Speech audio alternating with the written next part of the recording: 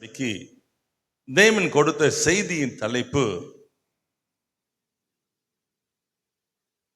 ஆசீர்வாதத்தின் அபிஷேகம். The anointing of blessings. ஒரு குடும்பத்தில், ஒரு வீட்டில், ஒரு பணிப்பட்ட ஜீவியத்தில் கர்த்தர் ஆசீர்வாதத்தை கொடுக்க விரும்புகிறார். நிறைய நேரத்தில் நம்ம உழைத்தால் ஆசீர்வாதம், ஓடி ஓடி உழைக்கணும் அப்படி சொல்லப்படுகிறது போல நினைக்கிறோம். ஆசீர்வாதம் ஓடி உழைத்தாலும் தங்குவதில்லை. ஆனால் ஆசீர்வாதத்தை கர்த்தர் எப்படி வைத்திருக்கிறார் என்றால், தம்முடைய பிள்ளைகளுக்கு நம்முடைய ஆவியின் மூலமாய் கொடுக்கிறார். இந்த செய்தியை நான் இதற்கு முன்னதாக கொடுத்தது இல்லை. இதுவே முதல் முறையாய் நான் உங்களோடு பேசுகிறேன். அந்த செய்திக்காக நான் காத்திருந்த போது கர்த்தர் எனக்கு இந்த தலைப்பையும் கொடுத்து இந்த செய்தியையும் எனக்கு கொடுத்தார். என்னோடு திருப்புங்கள் ஆகாய் தீர்க்கதரிசியின் புத்தகம் 2வது அதிகாரத்துக்கு நீங்கள் திருப்புவீர்களானால் இந்த செய்தியை நீங்கள் அறிந்து கொள்ளலாம், புரிந்து கொள்ளலாம், இந்த முழுநீர செய்தியை பெற்றுக்கொள்ளலாம். வேதம் சொல்லுகிறது, ஆகாய் தீர்க்கதரிசியின் புத்தகம் 2ஆம் அதிகாரம் 19வது வசனத்தில் நீங்கள் வாசிக்க கேட்பீங்கள். வாசிங்க.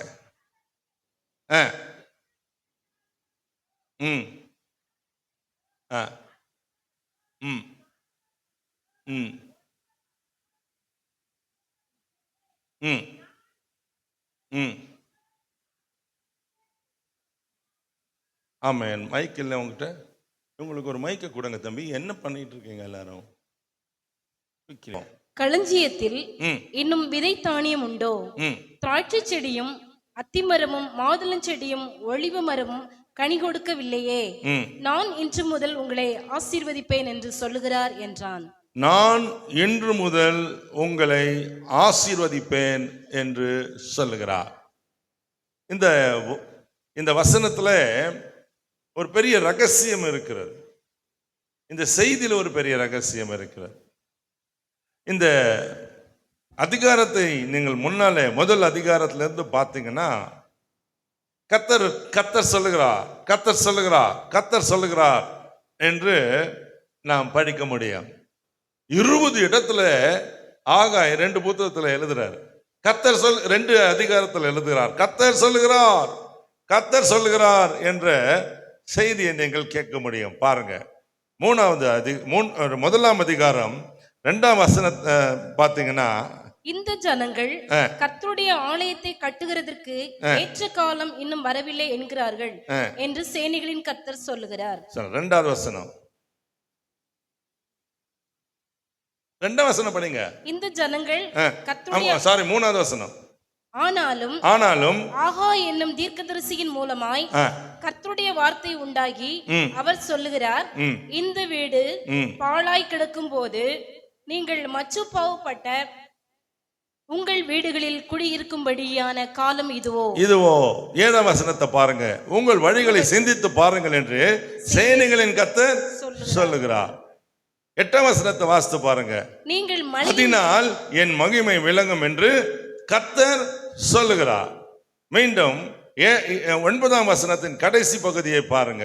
வீட்டிற்கு ஓடி போகிறீர்களே, இது நிமித்தமே என்று சேனைகளின் கர்த்தர் சொல்லுகிறார். அப்படியே நீங்க 13ஆம் வசனத்தை பார்த்தீங்கன்னா, வேதத்தில் வாசிக்கும் போது, அப்பொழுது கர்த்தருடைய தூதனாகிய ஆகாய் கர்த்தர் தூதனுப்பிய வார்த்தைகளுக்கு தூதனுப்பிய வார்த்தையின்படி ஜனங்களை நோக்கி, நான் உங்களோடு இருக்கிறேன் என்று கர்த்தர் சொல்லுகிறார். 14ஆம் வசனத்தை பாருங்க. என்ன அதோட 2ஆம் அதிகாரம் 4ஆம் வசனம், நீ திடன்கொள், தேசத்தின் எல்லா ஜனங்களே நீங்கள் திடன் கொள்ளுங்கள், வேலையை நடத்துங்கள் என்று கர்த்தர் சொல்லுகிறார். அது கீழே பாருங்க, நான் உங்களுடனே இருக்கிறேன் என்று சேனைகளின் கர்த்தர் சொல்லுகிறார். 8 முறை வாசிட்டேன். இப்போ 9வது பாருங்க, 6வது வசனம், சேனைகளின் கர்த்தர் சொல்லுகிறார். மீண்டும் பரிசிங்க 7வது வசனத்துல, சகல ஜனங்களும் விருப்பப்படுகிறவர் வருவார், இந்த ஆலயத்தின் மகிமையினால் நிறைய பண்ணுவேன் என்று சேனைகளின் கர்த்தர் சொல்லுகிறார். 8ஆம் வசனத்துல வெள்ளியும் என்னுடையது பொன்னும் என்னுடையது என்று சேனைகளின் கர்த்தர் சொல்லுகிறார். 9வது வசனம், முந்தின ஆலயத்தின் மகிமையை பார்க்கிலும் இந்த பிந்திய ஆலயத்தின் மகிமை பெரிதா இருக்கும் என்று சேனைகளின் கர்த்தர் சொல்லுகிறார். அதன் கீழே பாருங்க, இவ்விடத்துல சமாதானத்தை கட்டளையிடுவேன் என்று சேனைகளின் கர்த்தர் சொல்லுகிறார். 13 முறை சொல்லியிருக்கு. இப்போ மீண்டும் படிங்க 11ஆம் வசனத்தின் பின்னால பகுதியில, நீ ஆசாரியரிடத்தில் வேத நியாயத்தை பற்றி கேள் என்று சேனைகளின் கர்த்தர் சொல்லுகிறார் என்றார். 14ஆம் வசனத்தை பாருங்க, அப்பொழுது ஆகாய், அப்படியே இந்த ஜனங்களும் இந்த ஜாதியாரும் என் சமூகத்தில் இருக்கிறார்கள் என்று சேனைகளின் கர்த்தர் சொல்லுகிறார். படிங்க, அவ்வளவு வசனத்தையும் நீங்க படிக்கணும். அதோட 19ஆம் வசனத்துல கடைசியில இப்ப பாஸ்தமே என்ன சொல்றாரு, நான் இன்று முதல் உங்களை ஆசீர்வதிப்பேன் என்று சேனைகளின் கர்த்தர் சொல்லுகிறார். 17 முறை அவளை போட்டிருக்கு. அதுக்கப்புறம் 23ஆம் வசனம், பின்னும் சேனைகளின் கர்த்தர் சொல்லுகிறார். என்ன சொல்றாரு, உன்னை நான் அந்நாளிலே சேர்த்துக் கொள்வேன், உன்னை முத்திரை மோதிரமாக வைப்பேன் என்று கர்த்தர் சொல்லுகிறார். இது 19 முறை ஆயிடுச்சு. கீழே அதுக்கப்புறம் பாத்தீங்கன்னா, நான் உன்னை தெரிந்து கொண்டேன் என்று சேனைகளின் கர்த்தர் உரைக்கிறார் என்று சொல் என்று எழுதியிருக்கிறார். 20 முறை 2 அதிகாரத்துல கர்த்தர் சொல்லுகிறார் என்று எழுதியிருக்கிறத நான் பார்த்தேன், ஆச்சரியப்பட்டேன். God says, God says, God says. God should say. கர்த்தர் சொல்லணும். ஆசீர்வாதத்தை கூட கர்த்தர் சொல்லணும். அவர் கொடுக்கிறத கூட கர்த்தர் சொல்லணும். பணம் வாங்குறத கூட கர்த்தர் சொல்லணும். இது செய்யலாமா செய்யக்கூடாதா கர்த்தர் சொல்லணும்.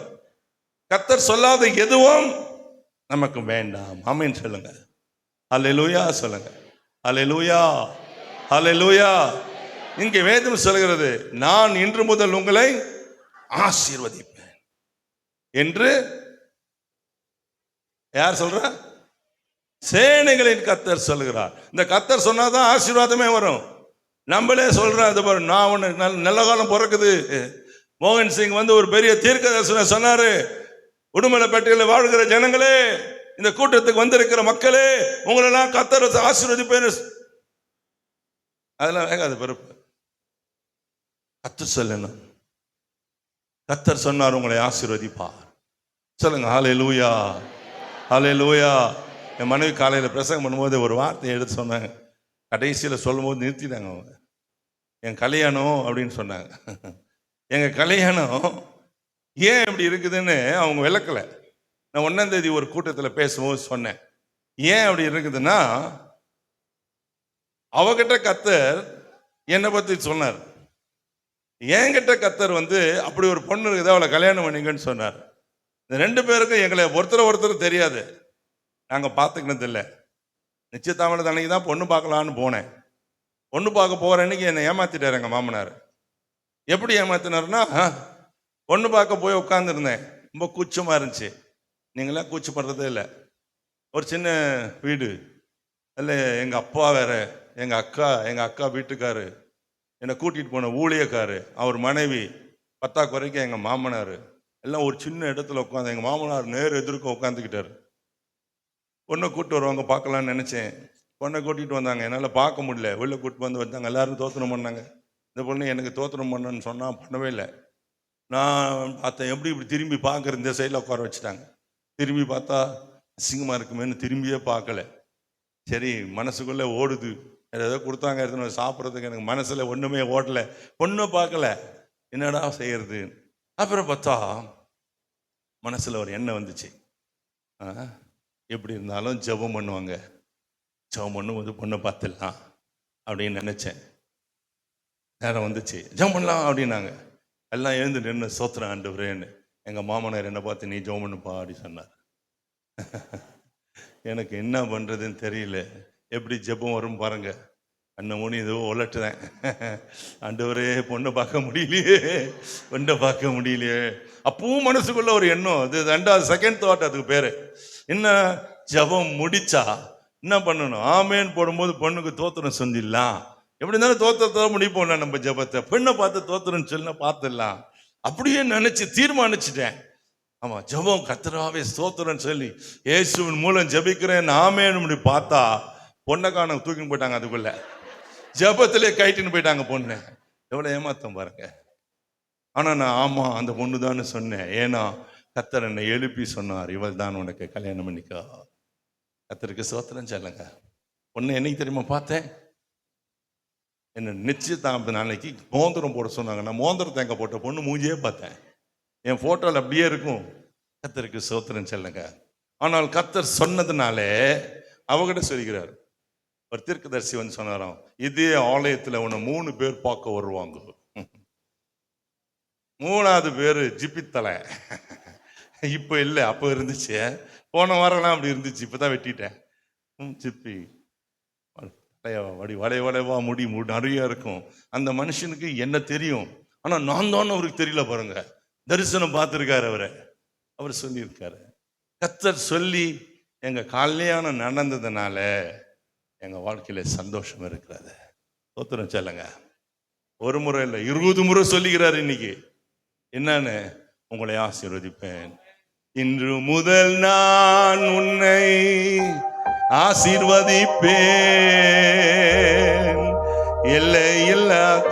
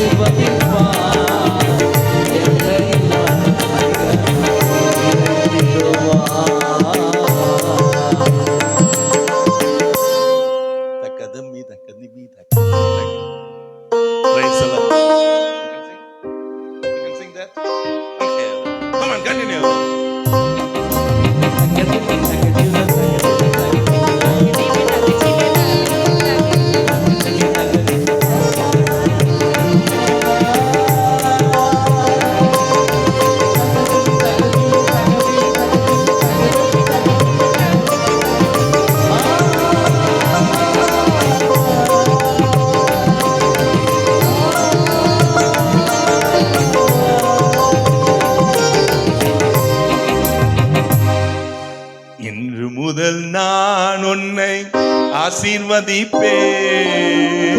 எல்லா நன்மைகளால் நிறைத்திடுவேன்.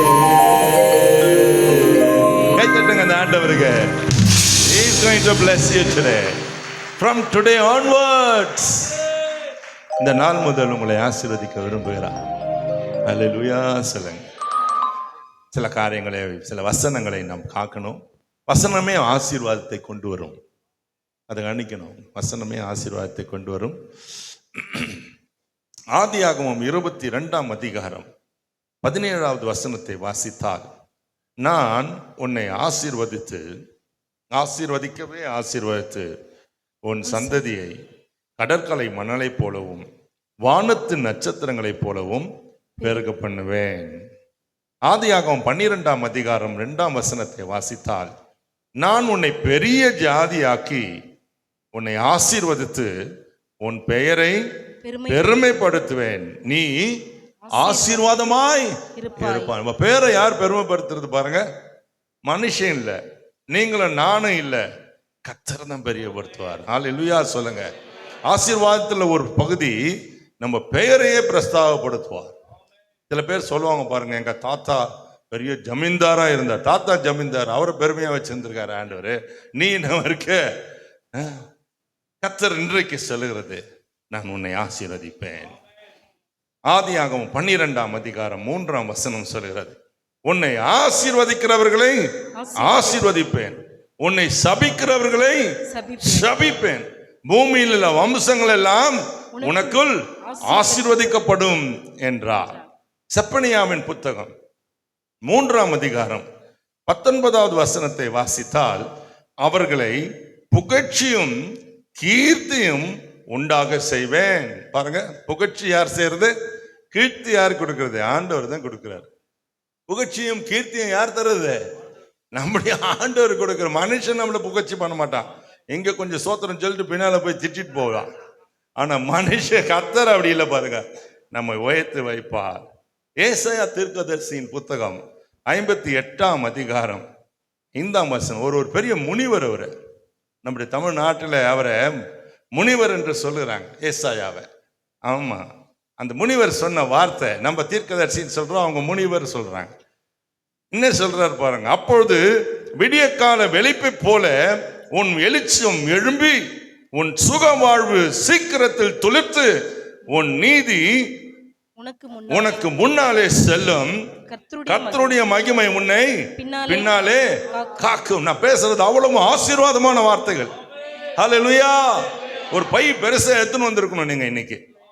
ஆமா, சாப்பாடு போட்டுன்னு போறதுக்கு இல்ல. அன்னைக்கு ஒரு கல்யாணத்துல பார்த்தா முன்னால இருக்கிறவனுக்கு வாழை இலையில சாப்பாடு போடுறான், உடனே அப்படியே தள்ளிக்கிட்டான் ஒரு பையில, ஏய் போடுப்பா அப்படின்னா. அவன் திருப்பியும் போட்டுட்டு அப்படி திரும்புறதுக்குள்ள அல்லத்தை தள்ளிட்டு, ஏப்பா இன்னும் கொஞ்சம் போடுப்பான்றான். அவன் முழிக்கிறான், போட்ட சாப்பாடுலாம் எங்கடா? இது எல்லாம் பைக்குள்ள போகுது, நீங்களும் வாரி தள்ளிக்கணும் நான் கொடுக்குற சாப்பாட்டை.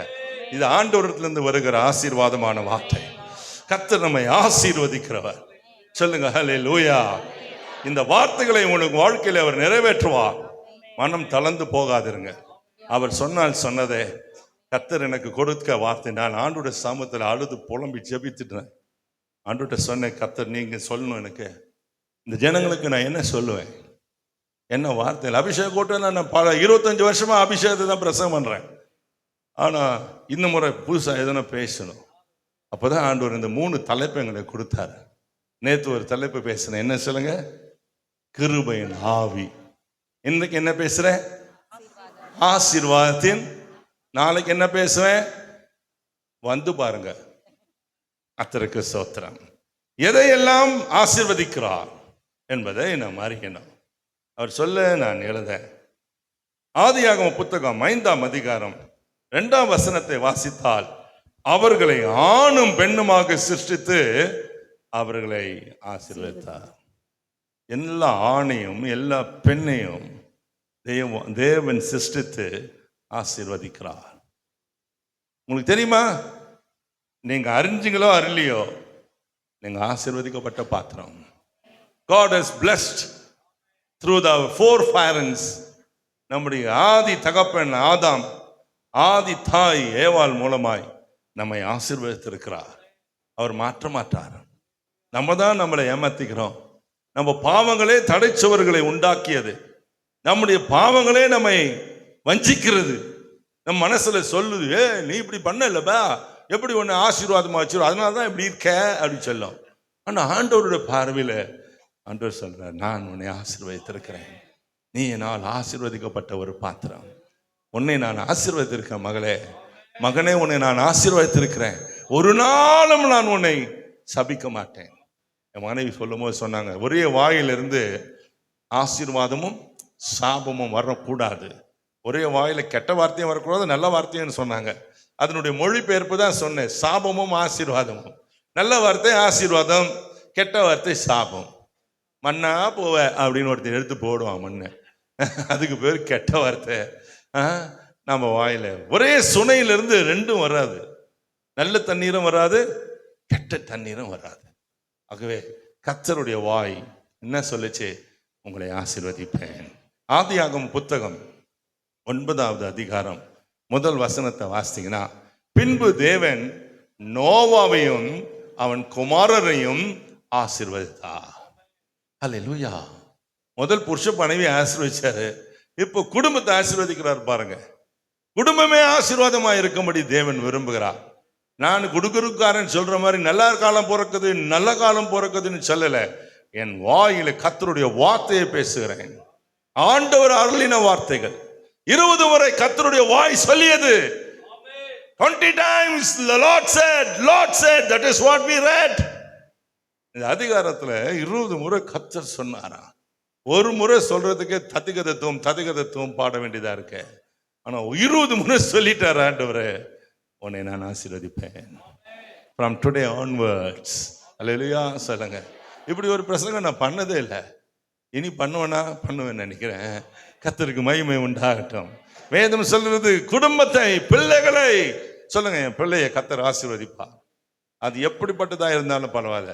இன்றைக்கு ஆண்டவர் சொல்லுகிறார், உன் பிள்ளையை ஆசீர்வதிப்பேன்.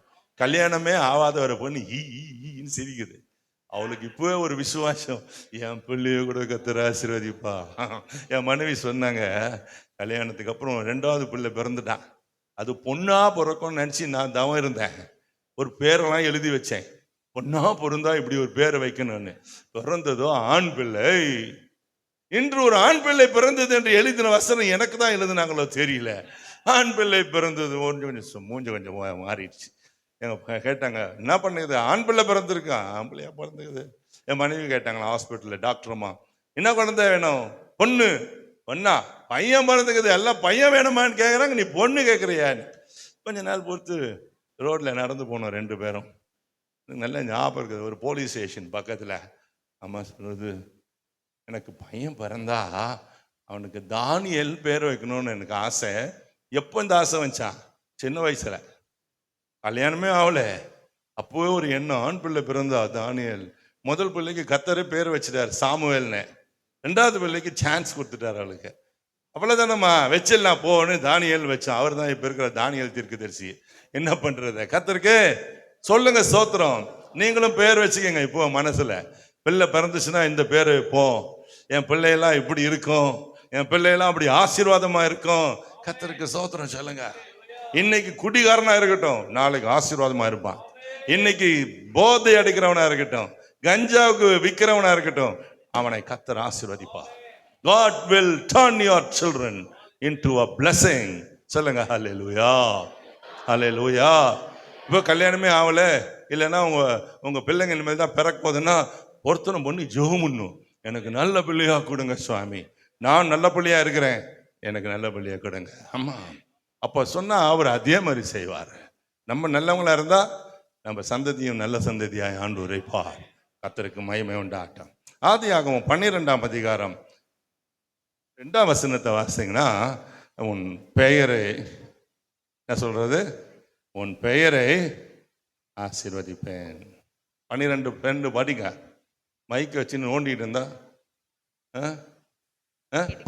நான் உன்னை பெரிய ஜாதியாக்கி உன்னை ஆசீர்வதித்து உன் பெயரை பெருமைப்படுத்துவேன். பாத்தீங்களா, உன் பேரை பெருமைப்படுத்துவேன்றதுக்கு ஆங்கில மொழிபெயர்ப்பு ஒன்று சொல்லுது, I will bless your name. ஆமென். உன் பெயரை ஆசீர்வச்சிருவார். பேரை பெருமைப்படுத்துவார். உன் பிள்ளைங்க யாரு கண்டா, இங்கே உட்கார்ந்துருக்கிற உங்களில் ஒரு பிள்ளை இனி வருங்காலத்தில் ஒரு சிஎம்மாக கூட இருக்கலாம், ஒரு தேசத்தை ஆளுகிற ஒரு பிரதமராக இருக்கலாம், ஒரு கவர்னராக இருக்கலாம், தெரியாது. கர்த்தருக்கு ஸ்தோத்திரம். வரப்போகிற ஒரு பெரிய தீர்க்கதரிசியா இருக்கிறான்.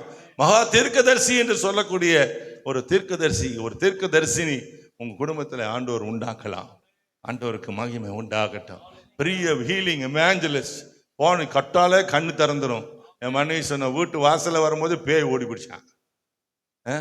பாருங்க, அப்படி ஒரு ஊழியக்கார பிள்ளையா உங்களுக்கு ஒரு கர்த்தர் கொடுத்த, உங்களையே மாத்தினார்னா நீங்களே அப்படி ஆயிட்டீங்கன்னா, ஆமா சொல்லுங்க, அவமா ஆவாதா? ஆமா. நான் நினைச்செல்லாம் பார்க்கல இப்படி மேடையில் நின்று பிரசங்கம் பண்ணுவேன்னு. தெருவா ஜிப்பா போட்டுக்கின்னு போய் எங்கேயா ஒவ்வொரு வீடா போய் ஜெபம் பண்ணுவேன்னு நினைச்சேன் நான். ஆமா, ஆனா நான் ஆண்டவர் அப்படி விடல. என்னை பார்த்து சொன்னாரு, ஊழியத்துக்கு வர அழுவுறியா நீ?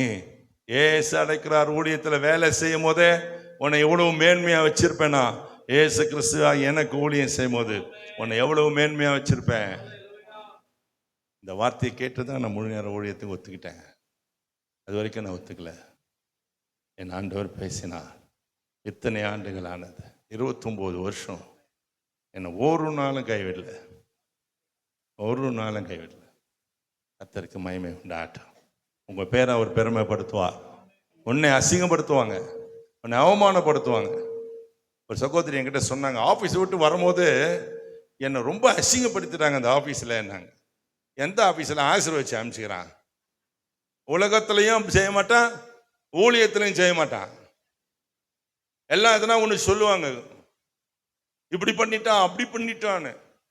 இன்னொருத்தர் ஒரு கூட்டம் ஒன்று ரூம் போட்டு பேசும், இன்னொரு கூட்டம் ஒன்று வாட்ஸ்அப்பில் பேசும், இன்னொரு கூட்டம் ஒன்று யூடியூப்ல பேசும். இது பண்ணிட்டான் அது பண்ணிட்டான்னு. ஆனா உன்னை ஆண்டவர் அழைத்தார் என்றால் உன் பேரை பெருமைப்படுத்துவார். சொல்லுங்க ஹல்லேலூயா, ஹல்லேலூயா, ஹல்லேலூயா. உங்களை பெருமைப்படுத்துவதற்காகவே ஆண்டவர் நம்மை அழைத்திருக்கிறார். பாடுவோமா? நன்றி பலிபீடம் கட்டுவோம், நல்ல தேவன் நன்மை செய்தார், செய்த நன்மையாயிருங்கள்.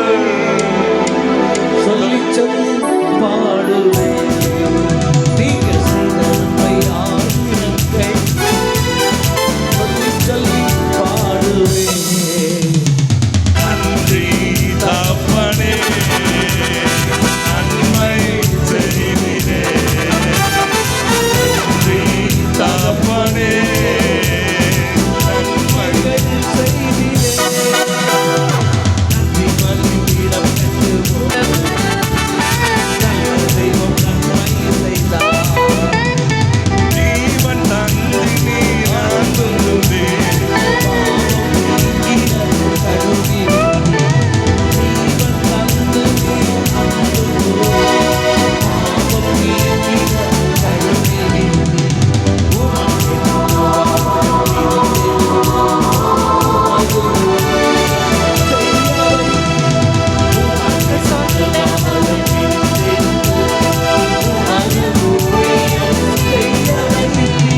நன்றி தகப்பனே, நன்மை செய்தீரே.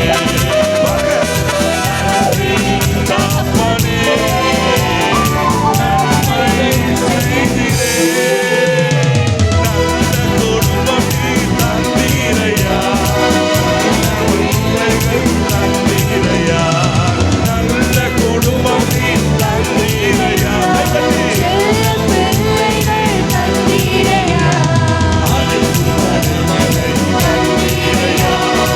அன்பு மனைவியை தந்தீரையா, அனைத்தும் கணவனை தந்தீரையா, அன்பு மனைவியை தந்தீரையா.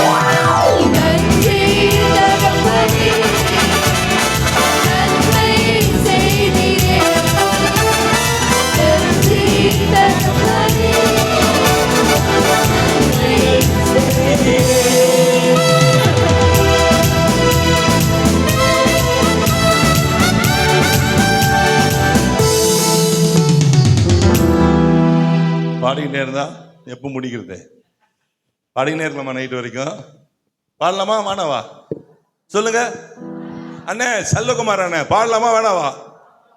1 2 3 4.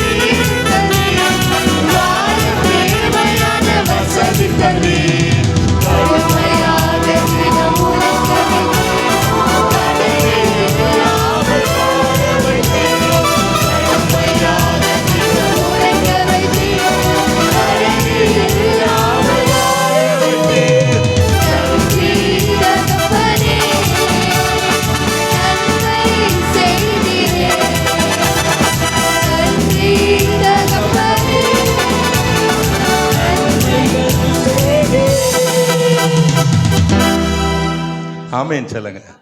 கடனே இல்லாம வாடுறது எவ்வளவு பெரிய பாக்கியம் தெரியுமா? கடன் பட்டு பாருங்க, அதோட சாவிங்க. அவன் அன்னைக்கே செத்துட்டு சுடுகாட்டு போயிட்டு இருப்பான். கடன் பட்டுவன் தினந்தோறும் செத்துன்னு இருப்பான். கடன் ஒரு பெரிய சாவு. அதை போல ஒரு பிசாசே கிடையாது உலகத்துல.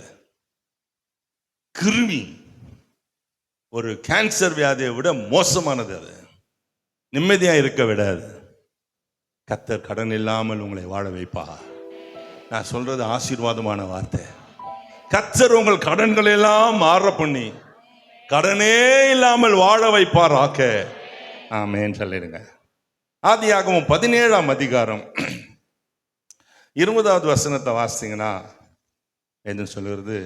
இஸ்மவேலுக்காகவும் நீ செய்த விண்ணப்பத்தை கேட்டேன், நான் அவனை ஆசீர்வதித்து. பாருங்க, இஸ்மவேலனுக்காகவும் நான் நீ செய்த விண்ணப்பத்தை கேட்டேன். அப்ப கர்த்தர் நீ பண்ற விண்ணப்பங்களை எல்லாம் கேட்டு ஆசீர்வதிப்பா. If you are a prayer warrior, நீ ஒரு ஊழியக்காரன், ஒரு ஊழியக்காரி, ஒரு ஜெப வீரர், கேர்சல் வச்சிருக்கீங்க, சபையில கேர்சல்ல ஜெபிக்கிறீங்க, கேர்சல் லீடரா இருக்கீங்க, இல்லைன்னா வீட்டில் ஒரு குடும்ப தலைவனா இருந்து ஜெபிக்கிறீங்க, இல்லை ஒரு வாலிப பையனா பெண்ணா இருந்து தினம் ஜெபிக்கிறீங்கன்னா உன் ஜெபத்தை கேட்பா.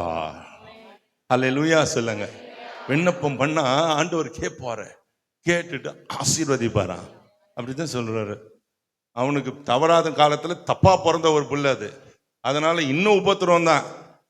ஆனா கர்த்தர் சொல்றாரு, உன் விண்ணப்பத்தை கேட்டம்பா, அவனையும் ஆசீர்வதிப்பேன். ஆண்டவருக்கு மகிமை உண்டாகட்டும்.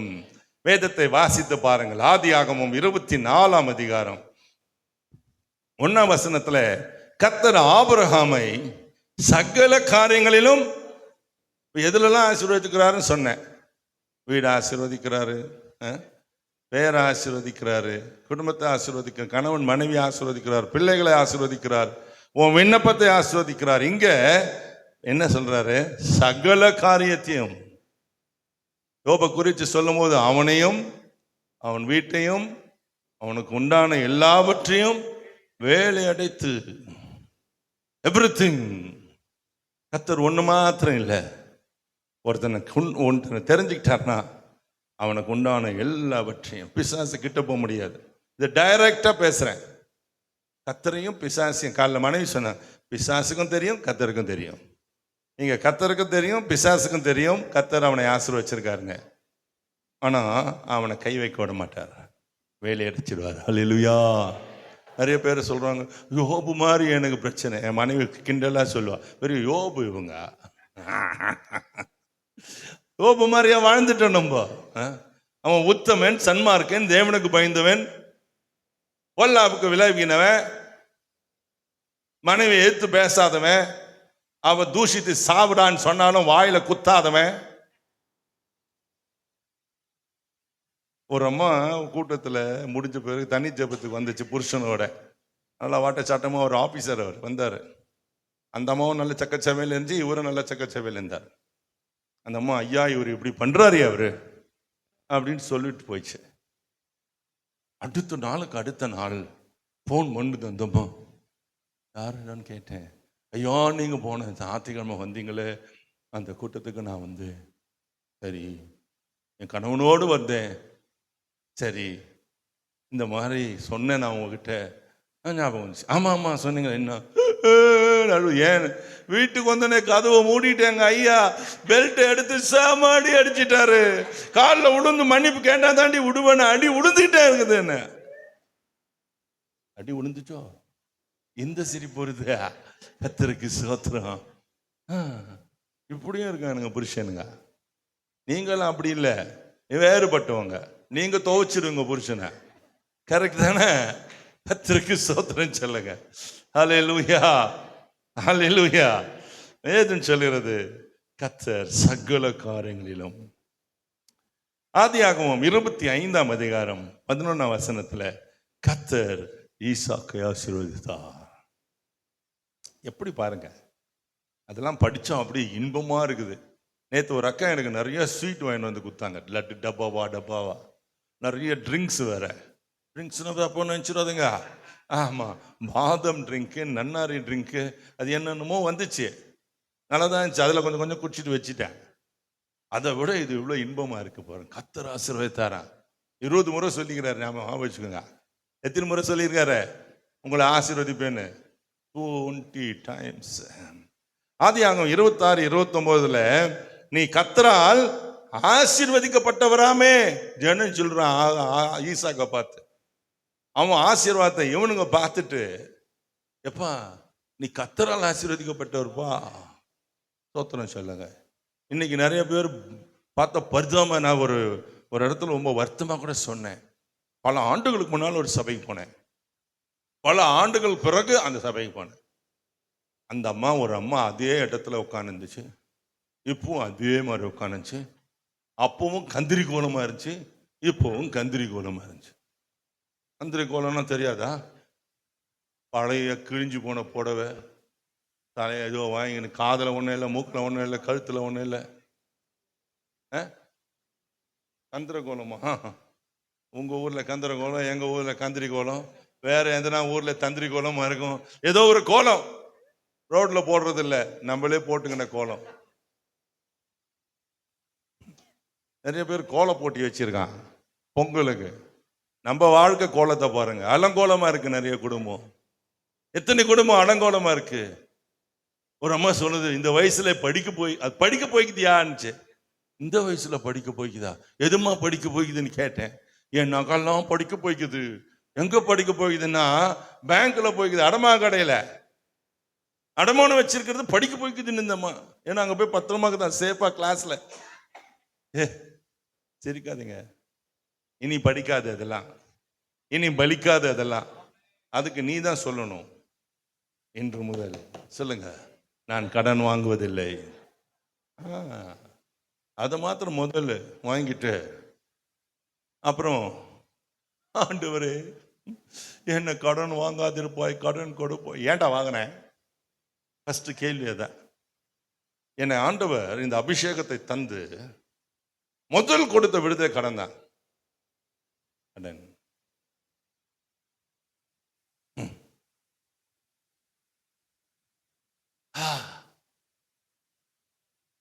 ஒரு அக்கா சொன்னாங்க, எங்க வீட்டுக்காரர் கடன் வாங்கிட்டாரு. லோன் வாங்கி யாருக்கும் கொடுத்துட்டாரு, கடன் கொடுத்துட்டாரு. ஒரே சண்டை எங்க வீட்டுல, பேச்சு மூச்சு இல்லாத கல்லாட்டா. பொம்பளைங்க சண்டை போட்டு எப்படி இருக்கான்? நீங்க சண்டை போட்டு எப்படி இருக்கோம்? ஜல்லிக்கட்டு தோத்துரும். தோத்துருமா தோத்ததா? நான் ஒன்றும் பதில் சொல்ல. அப்புறம் வீட்டில் நான் யோசிச்சேன், கடன் தானே கொடுத்துருக்காரு அவரு, நீயோ கடன் கொடுப்பாயாக அப்படின்னு தானே போட்டுது. கடன் கொடுத்துருக்காரு. அப்புறம் தான் எனக்கு தெரிஞ்சிச்சு, ஆவியானவர் உள்ள இருந்தா பேசிக்கிட்டே இருப்பார், வாயை பொத்திக்கிட்டே இருக்க மாட்டார். நீ ஷட்டாப்னு சொன்னா தான் அவர் பேச மாட்டார், இல்லைன்னு பேசுவார். அப்பப்போ அவர் சொன்னார், ஏய் கடன் கொடுக்காதான் சொன்னேன், கடன் வாங்கியா கொடுக்க சொன்னேன். இவரு கடன் வாங்கி இன்னொருத்தருக்கு கடன் கொடுத்துருக்காரு. இது என்ன நியாயம்? இதெல்லாம் செஞ்சிடாதீங்க. கேக்குதா? ஆண்டவருடைய ஆசீர்வதிப்பேன்னு 20 முறை சொல்லிக்கிறாரு. நீ 20 இல்லை 200 முறை எழுதி வச்சாலும் நீ செய்ய வேண்டியதை செஞ்சால் ஒழிய ஆசீர்வாதம் வராது. வாங்க மாட்டேன். நாங்கள் செஞ்ச முதல் பொருத்தனை ஆண்டவரே இன்னைக்கு கடன் வாங்க மாட்டோம். கர்த்தருக்கு ஸ்தோத்திரம் சொல்லுங்க. அல்லேலூயா. கடையில் எதனா வாங்கினா கூட உடனே போய் கொடுத்துருவோம். இல்லைன்னா சமயத்தில் கொடுத்துட்டு வந்து எடுத்துன்னு போகிறேன்னு சொல்லுவேன். ஏன் எடுத்துன்னு போங்க. அவன் நீ கரியாக கொடுக்குறேன்னு தெரிஞ்சு அவன் கொடுத்துக்கிட்டே இருப்பான். நீ வச்சுக்கோ, நான் வந்து கொடுத்துட்டு எடுத்துன்னு போகிறேன் அப்படின்னு சொல்லு. வீட்டுக்கு போய் காசு எடுத்துன்னு வந்து கொடுத்துட்டு அப்படி எடுத்துகிட்டு போவேன். கடன் வாங்காதீங்க. சொல்லுங்க ஆமென். Praise the Lord. இங்கிலீஷில் சொல்ல மாட்டீங்களோ? பிரைஸ் தி லார்ட் சொல்லுங்க. யாத்திராகம புத்தகம் 23வது அதிகாரம் 25வது வசனத்தை வாசிச்சா, உன் அப்பத்தையும் உன் தண்ணீரையும் ஆசீர்வதிப்பார், வியாதியை உன்னிலிருந்து விலக்குவேன். எதை ஆசீர்வதிக்கிறாரு? அப்பம் தண்ணீர். சொல்லுங்க, அப்பத்தையும் தண்ணீரையும் ஆசீர்வதிப்பார். நான் இப்படிலாம் பேசினது இல்லை. ஏதோ 1-2 லைன் வாழ்ந்து பேசுவேன். இன்னைக்கு முழுக்க முழுக்க ஆசீர்வாதத்தையே பேசுகிறேன். எனக்கு புரியல. ஏன்னா அவர் சொல்லியிருக்காரு, உங்களை ஆசீர்வதிக்க போகிறேன். நான் உங்கள் வீட்டில் இருக்கிற அப்பமும் தண்ணியும் ஆசீர்வதிக்கப்படணும். வீட்டில் தண்ணி பிடிச்சி வச்சிங்கன்னா ஜெபம் பண்ணுங்க. சோறு செஞ்சிங்கன்னா ஜெபம் பண்ணுங்க. நக்கி நிற்காதீங்க. முதல் ஜெபம் பண்ணுங்க. சிலருக்கு பாஸ்டர் நீங்களா பாஸ்டருங்க, இந்த ஊழியத்தில் போனால் பாருங்களேன், சில பேர் நல்லா இருக்குதா பிரதர், பாஸ்டர் நல்லா இருக்குதா. நம்ம என்ன சொல்லுவோம்? நல்லா இல்லைன்னா சொல்லுவோம் அவங்க செஞ்ச சோத்தை போடுறதே புண்ணியத்தில். நல்லா இருக்குதுன்னு சொன்னோம், ஜெபம் பண்ணிக்கிட்டே செஞ்சேன். நல்லா சமைக்க தெரியாதது தான் அப்படி சொல்லும். நல்லா சமைக்கிறது அது பாட்டுங்க வழக்கம் போல செஞ்சுட்டு போவோம். ஜெபம் பண்ணிக்கிட்டே வர செஞ்சாங்களா நாங்கள் சாவணும்னு. ஒரு அம்மாவை கேட்டேன் சீரியஸா, இது ரசமா இது சாம்பாரா? வீட்டுக்காரர் சொன்னார், கலைக்கு ஊத்துன சாம்பார், தெளிவா ஊத்துன ரசம். டேய் புண்ணியம் வேண்டா நீ, உனக்கு வாழ்க்கையில இப்படி ஒரு பஞ்சவி, எவ்வளோ சிக்கனம் பாருங்க. இப்படியும் ஊத்திக்கலாம் அப்படியும் 2 in 1. அல்லேலூயா. எல்லாம் சிரிக்கிறாங்க. உங்க வீட்லயும் அப்படிதான் நடக்குதோ? இந்த சைடில் ஒரு ஆட்டுக்கால், இந்த சைடில் ஒரு கோழிக்கால். இது கோழிக்கறி, அது ஆட்டுக்கறி. காலை பார்த்து தான் தெரிஞ்சுக்கணும் என்ன கறின்னு. ஏன்னா அது கடி பிடிச்சி அடிப்பா இருக்கும். எப்படியும் ஒரு மனுஷன் சாப்பிட்றான். என் சம்பந்தி ஒரு நாள் சொன்னார், ஐயா ஒரு வீட்டுக்கு போயிருந்தோம், இத்தையும் ஒரு மனுஷன் சாப்பிட்டு உயிரோடு இருக்கான் பாருங்க. உங்களை ஆசீர்வதிப்பா, உன் அப்பப்பம் உன் தண்ணீரும் ஆசீர்வதிக்கப்படும். அல்லேலூயா. நான் ஒரு நாள் டெஸ்ட் பண்ணேன் பாஸ்டர். எங்கள் வீட்டில் இருக்கிற தண்ணீரையும் அப்பத்தையும் ஆசீர்வதிப்பேன்னு சொல்லியிருக்கீங்களே, உன் களஞ்சியங்களெல்லாம் ஆசீர்வதிக்கப்படணும்னு சொல்லியிருக்கீங்களே, மா பிசைக்கிறேன். எப்பா பாருங்க இப்படி பிசையணும். அவன் சப்பாத்தி பிசையறதை பார்த்துக்கிறீங்களா? இன்னைக்கு காலையில் என் மனைவி சொன்னா, ஒரு இட்லி தான் சாப்பிட்டேன், இன்னொரு இட்லி கீழே வந்தால் கால் ஒடிஞ்சிரும். சரி, இந்த ஒரு இட்லியில் இந்த அம்மா அவ்வளோ அழகாக பிரசவம் பண்ணிடுது. காலையில் நானா ஊழ்ந்துருப்பேன். தோத்திரம் சொல்லுங்க. இப்படியெல்லாம் தோசை சுடுறீங்க, இட்லி சுடுறீங்க. 25 வருஷம் ஆயிடுச்சு. சில்வர் ஜூப்ளி கொண்டாடுறாங்க கல்யாண நாள். இன்னும் ஒரு அம்மாவுக்கு தோசை சுட தெரியல. புருஷனுக்கு இப்படி சோட்டுது சுடு தோசைன்னு. ஏன்னா நான் ஊத்துனா வரமாட்டேன் பிரதர். உங்களை ஆசீர்வதிப்பா. அப்பம் சுட்டினா அப்பமா இருக்கும், ஆப்பம் சுட்டினா ஆப்பமா இருக்கும், தோசை சுட்டினா தோசையாவே இருக்கும். உன் வீட்டுக்காரன் சாப்பிட்டுட்டு ஆசையாவே உன் பின்னால வருவான். சொல்லுங்க, 2 பேரும் ஓசியாவே பாட்டு பாடுவீங்க. ஹோட்டலுக்கு போனீங்களா ஓசியாவே வந்துடுவீங்க. நீங்க பாடுறதை கேட்டு காஷ்டர்ல உட்காந்துக்கிறோம், போயிட்டு வாண்டுவான். God is going to bless you. நான் சொன்னேன், ஆண்டவரே இப்படி ஒன்று இருக்குது, இந்த ஆசீர்வாதத்தை நாங்கள் பார்க்கணும். உண்மையாக சொல்கிறேன் ஆண்டவர், நான் மகிமைக்காக சொல்கிறேன். சாத்தானே நீ வெட்கப்படும்படி சொல்கிறேன். ஆண்டவரே பரலோகமே நீங்கள் சந்தோஷப்படும்படி சொல்கிறீங்க. எங்கள் வீட்டை ஆண்டவர் ஆசீர்வச்சிருக்கார். எங்கள் வீட்டில் இருக்கிற அரிசி, பருப்பு, தானிய வகைகள், எண்ணெய், தண்ணி எல்லாமே எதுவுமே ஒன்றும் இல்லை கொண்டாட்டியை தவிர. ஸ்தோத்திரம் சொல்லுங்க. அல்லேலூயா. கை காட்டுங்க. உங்க வீட்டிலே ஆசீர்வதிப்பார். ஹல்லேலூயா சொல்லுங்க. உண்மையா சொல்லுங்க. கர்த்தர் உங்களை ஆசீர்வதிச்சாருன்னா அப்படிதான் இருக்கும். எனக்கு சில ஆண்டுகளுக்கு முன்பாக ஒரு வீட்டுக்கு போயிருந்தேன். அவங்க சொன்னாங்க, நீங்கள் போன வருஷம் வந்தீங்க, போன முறை இந்த பொருள் நாங்கள் இந்த முறை வாங்கியிருக்கோம். அடுத்த முறை போனேன், போன முறை வந்தீங்களா, இந்த முறைக்குள்ள இந்த பொருள் வாங்கியிருக்கேன் அப்படி சொன்னாங்க. இது இப்படி தான் சொல்லுவாங்க பொழுது, நம்மளை சந்தோஷப்படுத்துறதுக்கு. பெங்களூர் போனேன், அங்கே ஒரு அம்மா சொல்லுது, நீங்கள் வந்து போனதுக்கப்புறம் தான் பாஸ்டர் எங்கள் வீட்டில் கட்டிலே வாங்கி போட்டு படுத்துக்கிறோம், இந்த மெத்தை வாங்கிக்கிறோம் பாஸ்டர். என்னடா அது? ஒரு பாஸ்டர் வீட்டுக்கு போனேன், வெள்ளூர் டிஸ்ட்ரிக்டில். அவர் சொன்னார், பாஸ்டர் நீங்கள் வந்து போய் போய் எங்கள் வீடு நிறைஞ்சிச்சுன்னாரு. எனக்கு புரியல. ஒரு நாள் தனியாக உட்காந்துருந்தேன், இதை யோசித்தேன் நான். ஆண்டவர் சொன்னார், நீ சொன்னது உனக்கு புரியலையா? அவங்க சொல்கிறது, நான் உன் கூட இருக்கேன், ஐ எம் வித் யூ. நீ போகிற இடமெல்லாம் ஆசீர்வாதமாக இருக்கும். சொல்லுங்க ஆமென் சொல்லுங்க. அல்லேலூயா சொல்லுங்க. பொய் சொல்ல, நான் பொய் சொல்கிறோம் இல்லை, நான் பொய் சொல்லி சாப்பிட மாட்டேன். பொய் சொன்னால் போஜனம் கிடைக்காதுன்னு எங்கள் அம்மா சொல்லுவாங்க. கர்த்தர் சொல்கிறது, கர்த்தர் உன் கூட இருந்தா நீங்களும் ஆசீர்வதிக்கப்பட்டிருப்பீங்க, உங்கள் வீடும் ஆசீர்வதிக்கப்பட்டிருக்கும். அதில் ஒரு வார்த்தையை நாங்கள் உங்களுக்கு சொல்லணும்னு நினச்சேன்.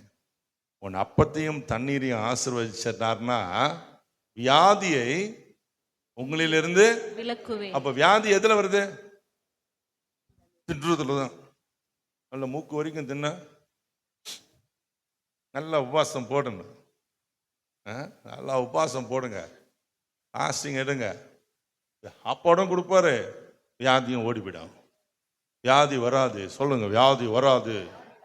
நீங்க எங்க நான் சொல்றதை சொல்லுவீங்க? டாக்டர் சொன்னார் பாஸ்டர் எனக்கு இப்படி வந்துக்குது, நான் சுகர் சாப்பிடக்கூடாது, நான் எண்ணெய் சாப்பிடக்கூடாது, நாங்கள் உப்பு சாப்பிடக்கூடாது, நாங்கள் ஊறுக்காய் சாப்பிடக்கூடாது, நான் கறி சாப்பிடக்கூடாது பாஸ்டர், நான் ரெட் மீட் சாப்பிடக்கூடாது பாஸ்டர். இப்போ என்ன தான் சாப்பிடு? வைக்கோல் தான் சாப்பிடணும். அதுதான் தின்னுட்டு மாடு நல்லா இருக்குது. நான் ஒரு நாள் ஆண்டவர்கிட்ட கேட்டேன், கறி சாப்பிடக்கூடாதுன்றான ஆண்டவரே, தின்றது அது ஒன்று தான், நான் என்ன பண்ணுறது? கர்த்தர் ஒரு வசனத்தை எனக்கு காமிச்சாரு. எனக்கு காமிச்சாரு, நீ எல்லா விதமான மாம்சத்தையும் புசிப்பாயாக்க. எதிர்க்க அவ்வளோதான். எனக்கு அதுதான் வேணும். எனக்கு எந்த டாக்டர் சொன்னா வேணும்? கருப்பன் சொன்னா என்ன, சோப்பன் சொன்னா என்ன, அவன் கோட்டு போட்டு சொன்னா என்ன, ஊசி வச்சின்னு சொன்னா என்ன? I don't believe in doctors, I believe in God. Doctor சொல்லுவாங்க, என்கிட்ட தான்டா நீ வரணும்னு. நான் சொல்லுவேன், என்கிட்ட தான் நீ வரணும். அடக்காராதனை நான் தாயா செய்வேன், உனக்கே அடக்காராதனை நான் தான். சோத்திரம் சொல்லுங்க, ஹல்லேலூயா. நீ வேணா அனுப்பி வைப்ப, நீ அனுப்புனதை நான் எழுப்பி வைப்பேன். என்னோடு இருக்கிற இயேசு பெரியவர். ஹல்லேலூயா. கர்த்தருக்கு மகிமை உண்டாட்டம். எபினேசரே, அந்த பாட்டு தெரியுமா?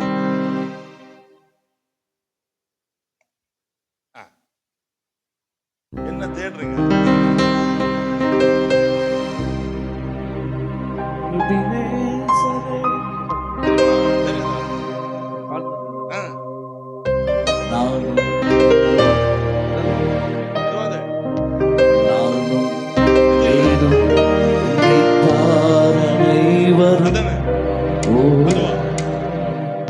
சொல்லோ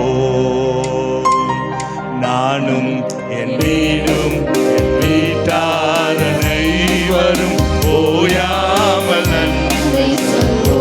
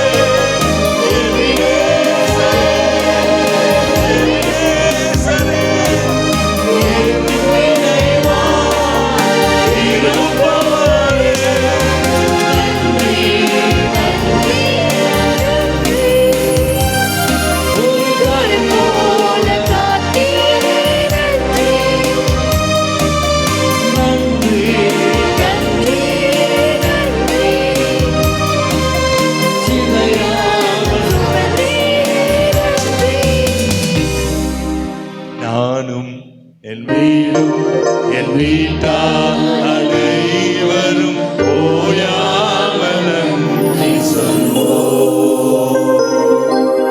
நானும் என் வீடும் என் வீட்டார் அனைவரும்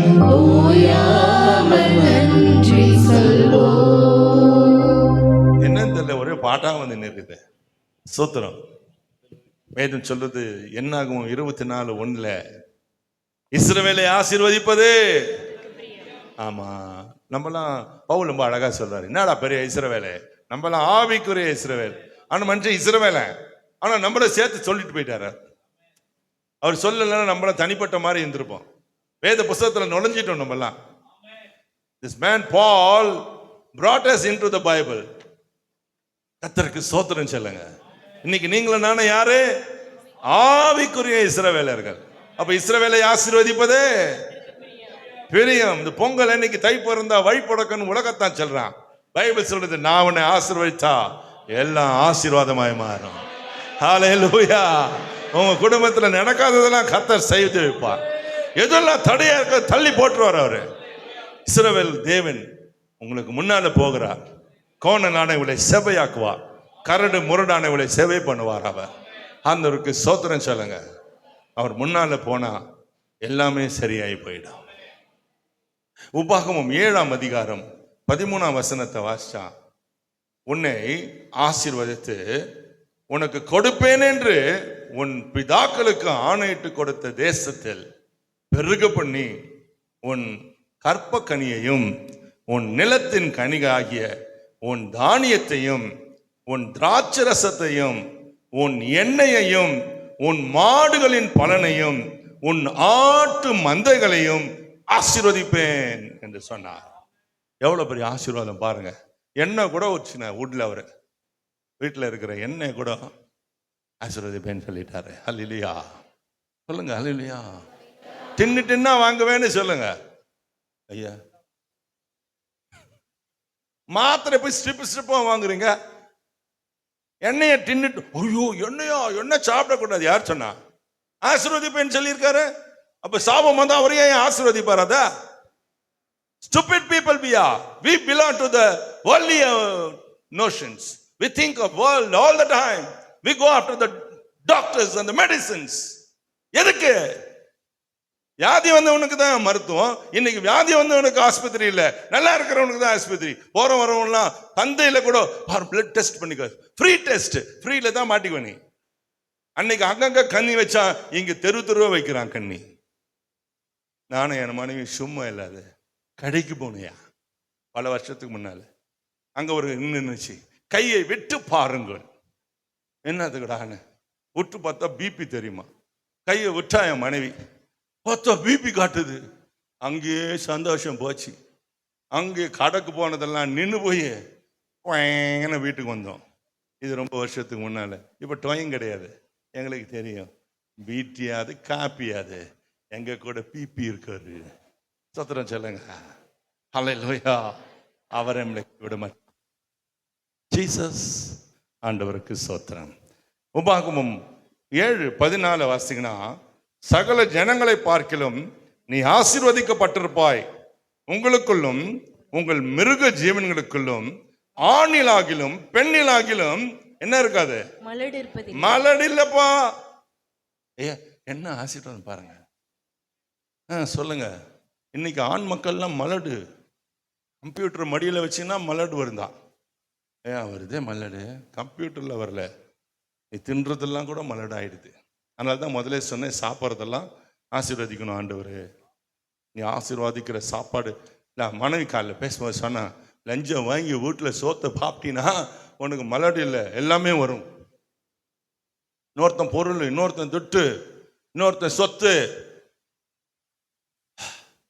உனக்கு வேதனை தான். அமைதியா இருக்குது பாருங்க. பாட்டு பாடினா சாண பாடுது, இதுக்கு மாத்திர சத்தம். வீட்டுக்காரன் லஞ்சம் வாங்கி வந்தோன்னா செவுட்லேயே அடி, தூக்கி போய் குப்பையில் போட்டுரு பணத்தை. அந்த பணத்தினால உனக்கு சாவு வரும். சாவரம். திடீர்னு ஆஸ்பத்திரி போய் ஏன் சாவர? நல்லா இருக்கிற பிள்ளை செத்து போகுது, ஏன் செத்து போகுது? சாவு இப்படிதான் வரும். நீ நீ சாவை விரும்பினாய், அது உனக்கு வரும்.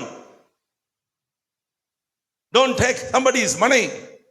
இன்னொருத்த சொத்து, இன்னொருத்த வீடு கொஞ்சம் கூட எடுத்துக்காத. கொடுத்துரு, போ, பரவாயில்ல, எடுத்துன்னு போ.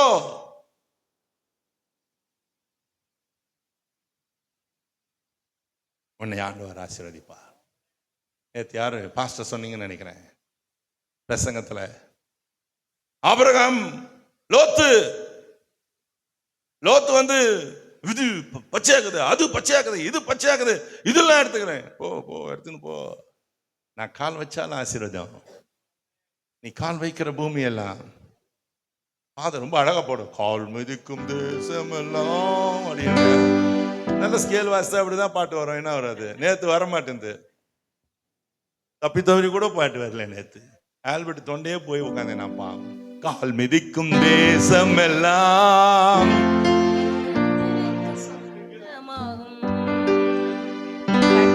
பார்க்கும் பூமி எல்லாம் கல்வாரி கோழி பறக்கும்.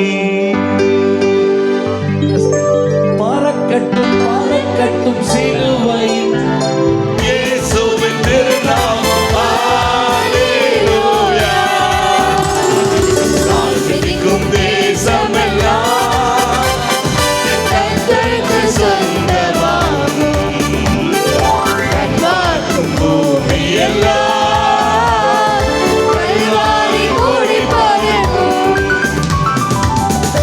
பல ஆண்டுகளுக்கு முன்பாக 92-95 தெரியல, 1900 ஒரு முறை காரூனியாக்கு போயிருந்தோம். அப்போ அங்கே நான் வேலை பார்த்து கொண்டிருந்தேன். சகோதரனுடைய செக்ரட்டரியா இருந்தேன். அப்போ பெத்தஸ்தா திறந்த நாள், எல்லா ஊழியக்காரும் வந்தாங்க. பிரதர் மோன்சி, லாசரஸ், ஃபாதர் பெக்மென்ஸு, எசக்கியானு, எல்லாம் பெரிய பெரிய டாப் லீடர்ஸ் எல்லாம் கூப்பிட்டுருந்தாங்க. அப்போ பிரதர் என்ன, அப்போ ஒரு பெரிய ஸ்ட்ரைக் நடக்குது காரூனியால. ஆண்கள்லாம் அந்த என்ன சொல்றது, அந்த ஹாஸ்டல்லாம் சிறப்பிடிச்சிட்டானுங்க. பெண்கள் சிறப்பிடிச்சிட்டாங்க. வெளியே வர மாட்டேன், நாங்கள் உள்ளதான் இருப்போம், வெளியே வர மாட்டோம், நீங்கள் யாரும் வந்து நான் உடப்படைவீங்கன்றாங்க. அப்போ பிரதருக்கு என்ன செய்யுது, எல்லாரும் போய் ஜோம் பண்ணுங்கடா, நான் தான் லீட் பண்ணுறேன் மைக்கை வச்சுக்கின்னு. ஒவ்வொரு பிளாக்காக போய் நின்று அங்கங்கே ஒரு ஊழியக்காரர் ஜோம் பண்ணாங்க. அதுக்கப்புறம் பிரதர் சொன்னார், இன்னும் சில இடங்கள்லாம் இங்கே இருக்குது, கேட்டால் கொடுக்க மாட்டேறாங்க. அதெல்லாம் முழுசாக வந்தால் தான் ஒரு கேம்பஸ் வரும். எல்லாம் இப்போ துண்டு துண்டாக இருக்குது, எல்லாரும் போங்க. வந்திருக்காங்க, எல்லாம் வந்திருக்காங்க. நிறையா எவாஞ்சலிஸ்ட்லாம் வந்திருந்தாங்க. ஏசா இருக்கிறார், எவாஞ்சலிஸ்ட் வந்தாங்க. இப்போ நாங்களாம் நினச்சிட்டு போனோம், நான் சொல்கிற பிரதர்னு போய் எல்லாம் அங்கங்கே தக்கன்னு மெச்சி ஜோம் பண்ணுச்சு. நம்ம எல்லாம் சொன்னால் போதும்ல. ஆனால் இன்னைக்கு எல்லாமே கேம்பஸ் ஆச்சு. ஆமாச்சா, கால் மிதிச்சு ஜோம் பண்ண அத்தனை இடமும் ஒரு பெரிய கேம்பஸ். எனக்கு காரூனியா கேம்பஸ். அல்லேலூயா சொல்லுங்க. காரூனியா கரெக்டா நான் சொல்றது? அங்கே ஒருத்தர் வந்து அவர் அங்கே இருந்தார். he was a full video department head. கர்த்தருக்கு மகிமை உண்டாட்டம். கர்த்தர் சொன்னா செய்வார், உங்களை கொண்டு செய்வார். நீ மிதிக்கிற இடமெல்லாம் உனக்கு சொந்தமாகும். உபாகமம் 15:6 வாசிங்கன்னா, நீ அநேக ஜாதிகளுக்கு கடன் கொடுப்பாய், நீயோ. இனிமேல் அப்படி ஒரு ஆசீர்வாதம். இதெல்லாம் நான் ஆசீர்வாதத்தை பேசுறேன். அநேக ஜாதிகளுக்கு என்ன சொல்ல போறீங்க? வச்சுக்கினே இருந்தீங்கனாலும் சாபம் தான். இருந்துட்டு இல்லைன்னு சொன்னா கொடு கொடு கொடு, கொடுத்தால் ஆசீர்வாதம். கலாத்தியர்ல 3ஆம் அதிகாரம் 9ஆம் வசனத்தை வாசித்தீங்கன்னா, விசுவாச மார்க்கத்தார் ஆசீர்வதிக்கப்படுகிறார்கள். யார் ஆசீர்வதிக்கிறாரு? கரெக்டா நான் சொன்னது? கலாத்தியர் 3:9 பாருங்க, படிங்க. அந்தபடி விசுவாச மார்க்கத்தார் விசுவாசமுள்ள ஆபிரகாமுடனே ஆசீர்வதிக்கப்படுகிறார்கள். ஆமென். நீங்களும் நானும் எப்படி என்ன பண்றோம்? ஆசீர்வதிக்கப்படுகிறோம். சிலங்க தலைமையில கை வச்சு ஆசீர்வாதம். ஃபாதர் ஒரு நாள் சொன்னார், ஒரு கூட்டத்துல நானும் உட்கார்ந்தேன், கத்தர் கரம் அப்படி பாடல அவரு, என் மொட்டத்தலை மேல அப்படின்னு. எனக்கு இன்னும் அது பாட்டு நினைச்சா சிரிப்பு தான் வரும். கத்தர் கரம் என் மொட்டத்தலை மேல அப்படின்னு சொன்னாரு. இன்னைக்கு உங்க மொட்டை தலை இல்லை, எல்லாம் குடுமி தலை தான் உங்களுக்கெல்லாம். இங்க நம்ம தலை மேல கர்த்தர் ஆசீர்வதிக்க போறார். இன்னும் கொஞ்சம் வார்த்தைகளை சொல்றேன், அள்ளி வீசுற வார்த்தைகளை பிடிச்சுங்க எல்லாரும். இன்னைக்கு கர்த்தர் உங்களை ஆசீர்வதிப்பார். யோசேப்பை கர்த்தர் ஆசீர்வதிச்சார். வேதம் சொல்லுறது யோசேப்பை கர்த்தர் ஆசீர்வதித்தார். கர்த்தர் யோசேப்பின் நிமித்தம் அந்த எகிப்தியன் வீட்டை ஆசீர்வதித்தார். வீட்டிலும் வெளியிலும் அவனுக்கு உண்டானவைகள் எல்லாவற்றிலும் கர்த்தருடைய ஆசீர்வாதம் இருந்தது. பாருங்க, நான் முதலே சொன்னேன்ல, உங்களை கொண்டு போய் எங்கன்னா வச்சானா உன் நிமித்தம் அது ஆசீர்வாதமா மாறிடும். உங்களை கொண்டு கர்த்தர் ஆசீர்வதிக்கிற ஆசீர்வாதம் அது. நீங்க அப்படி ஒரு ஆசீர்வாதத்தை வாங்கிட்டு வச்சுக்கோங்க. இனிமேல் துட்டு வச்சுக்காதீங்க, ஆசீர்வாதத்தை வாங்கி வச்சுக்கோங்க. கர்த்தர் தான் அந்த ஆசீர்வாதம். அவர் உங்களோடு இருந்தா ஆசீர்வதிக்கிற தேவன் உங்களை ஆசீர்வதிப்பார். வேதத்தை நான் நல்லா தேடி தேடி தேடி வாசித்து பார்த்தேன். அருமையான வார்த்தைகள் இதெல்லாம். கவனிச்சா நான் பின்னால சொல்றேன். யாக்கோபை குறித்து எழுதும் போது லாபான் தன் கண்களை ஏறெடுத்து தன் கண்களில், உன் கண்களில் எனக்கு தயவு கிடைத்ததே, ஆனால் நீ இரு, உன் நிமித்தம் கர்த்தர் என்னை ஆசீர்வதித்தார் என்று குறிப்பினால் அறிந்தேன் என்று சொல்றான். ஒரு வீட்டுக்கு கல்யாணம் பண்ணி போனா 3 நிமிஷம் அந்த வீடு ஆசீர்வாதமா இருக்கும். நீ ஆணா இருந்தாலும் சரி, பெண்ணா இருந்தாலும் சரி. உன்னை பார்த்து வந்தாலும் மகாராசி இம்மாறு என் வீடு நாசமாச்சின்னு சொல்ல மாட்டாங்க. என் மருமகளால் எங்க வீடு ஆசீர்வாதமா இருக்குது, நிம்மதியா இருக்கணும். You will be a blessing. ஈசாக்க குறித்து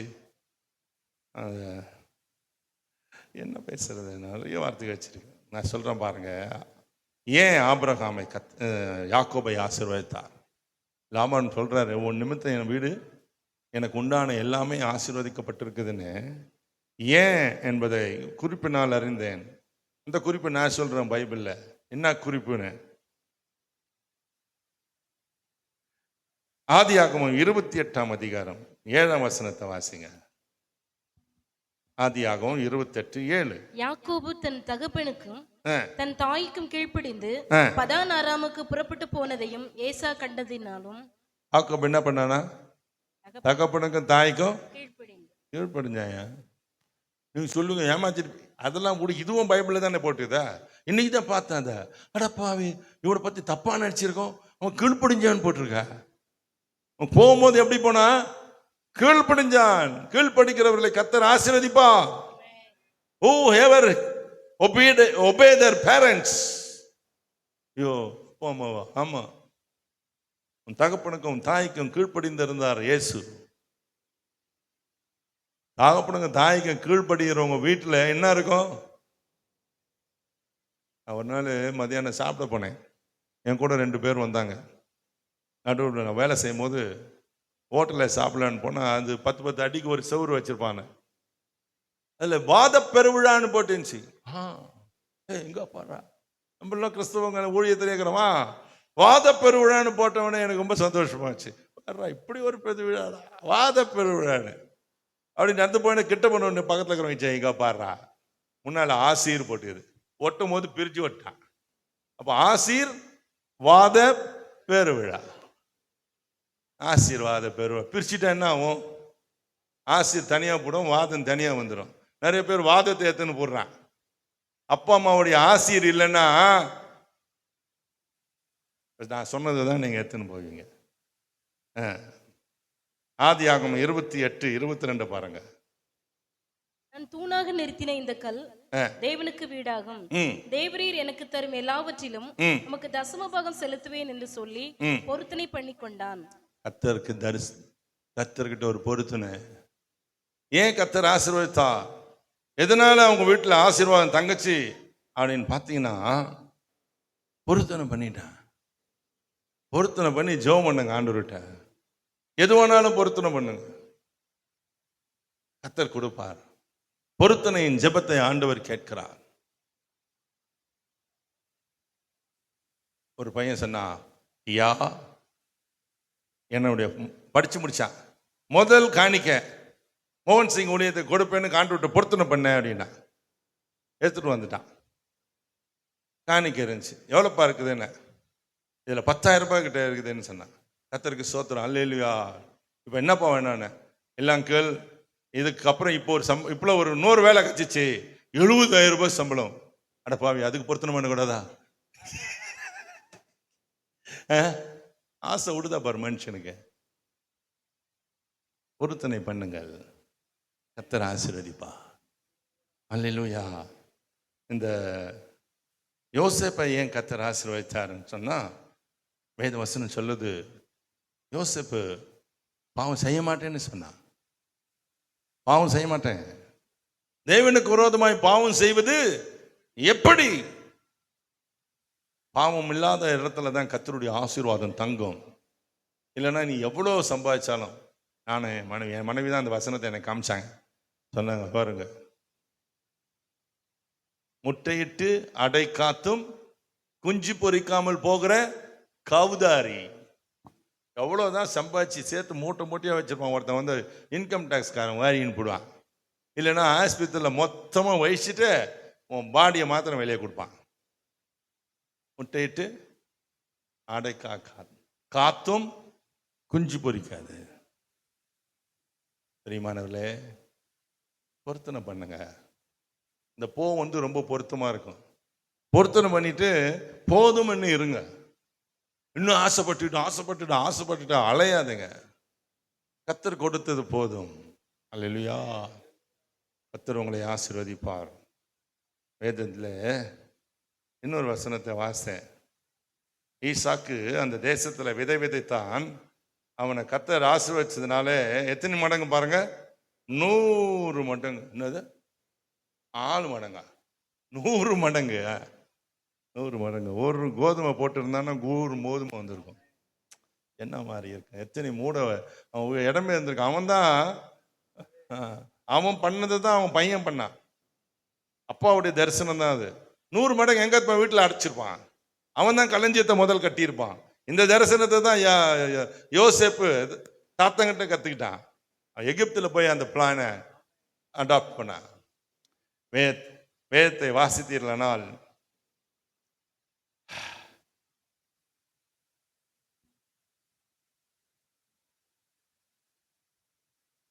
எலியாவை குறித்து பார்த்தேன். எலியா தீர்க்கதரிசி 1 ராஜாக்கள் 17ஆம் அதிகாரம் 16ஆம் வசனம். கர்த்தர் எலியாவை கொண்டு சொன்ன வார்த்தையின்படியே பானையிலே மா செலவழிந்து போகவும் இல்லை, பானையிலே மா செலவழிந்து போகவும் இல்லை, கலசத்தின் எண்ணெய் குறைந்து போகவும் இல்லை. நீ சொன்னதுதான். ஆண்டவர் உன்னை பார்த்து சொல்ற வார்த்தையை பாருங்க. நீங்க வாய் விட்டு சொல்லுகிற வார்த்தையை கர்த்தர் ஆசீர்வதிப்பார். எலியா தீர்க்கதரிசி மாவும் சரி எண்ணெயும் சரி குறைந்து போகாதுன்னு சொன்னார். Glory to God. சொல்லுங்க ஹல்லேலூயா, ஹல்லேலூயா. அப்போ அப்படி சொன்னார்னா என்ன நடந்துச்சு? நிறைஞ்சிருச்சு. எடுக்க எடுக்க வந்துகிட்டே இருக்கு. அது என்ன, அதை நான் பார்க்கணும்னு ஆசைப்படுறேன். ரொம்ப ஆச்சரியமான அற்புதங்கள் அதெல்லாம். இயேசு 5 அப்பம் 2 மீன் எடுத்து பிட்டு கொடுத்துக்கிட்டே இருக்காரு. இவனுங்க எடுத்து வச்சுக்கினே இருக்கிறான். பேசின் திருப்பியும் உள்ள போவே இல்லை. அப்போ நம்ம ஆளு என்ன, இருங்க போய் இன்னொரு பேசின் எடுத்துன்னு வருவான். பேசின் உள்ளே போல, அப்படியே போயின்னுக்குது. பெருகுது பெருகுது. அல்ல அல்ல குறையாத அன்பு எடுக்க எடுக்க. ஏன்பா உனக்கு அந்த பாட்டு தெரியும் தானே சொன்னேன்? பாடு. உனக்கு ஒரு மைக் மைக்க. எல்லாம் டிங்கி டிங்கின்னு கேட்டுட்டு இருப்பீங்க. எவ்வளவு அழகா பாடுறாங்க. அல்ல அல்ல குறையாத அன்பு, ருசிக்க ருசிக்க தெவிட்டாத அன்பு. அப்புறம் அப்புறம் சொல்ல சொல்ல சொல்ல முடியாதவா என் இயேசுவின் இணை இல்லாத கர்த்தருக்கு மகிமை உண்டாட்டும்.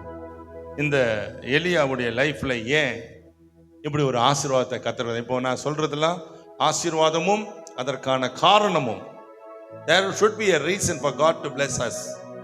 சும்மா போற வரவனுக்குலாம் கொடுத்துக்க மாட்டாரு. இதனை சுண்டலா வாங்கின்னு போறதுக்கு நீ ஒரு காரியம் செய்யணும். அதுக்கு for every blessing there is a condition. ஒவ்வொரு ஆசீர்வாதத்துக்கும் அதுக்கு ஒரு நிபந்தனை உண்டு. எலியா என்ன செஞ்சார் பாருங்க. நமக்கெல்லாம் தேடின காலில் எப்படி அவனை ஆசீர்வதிச்சு எப்படிப்பா நீ இதை செஞ்சீங்க அப்படி கேட்டேன். அப்போ யாக்கோபு அதுக்கு பதில் சொல்றார். 5ஆம் அதிகாரம் 17ஆம் வசனத்தை பாருங்க. எலியா என்பவன் நம்மை போல பாடுள்ள மனுஷனா இருந்தான். பாடு வந்துன்னா ஆசீர்வாதம் வரும். யாரும் சொல்ல மாட்டீங்களா? ஆமா, என் ஒய்ஃப் தான் காலையில் திட்டுனாங்க. அவங்க திட்டுனதே பார்த்ததில்ல. கோபம் வந்தது நீங்க தான் அவங்க முதல்ல கோபம் வர வச்சுக்கிறீங்க.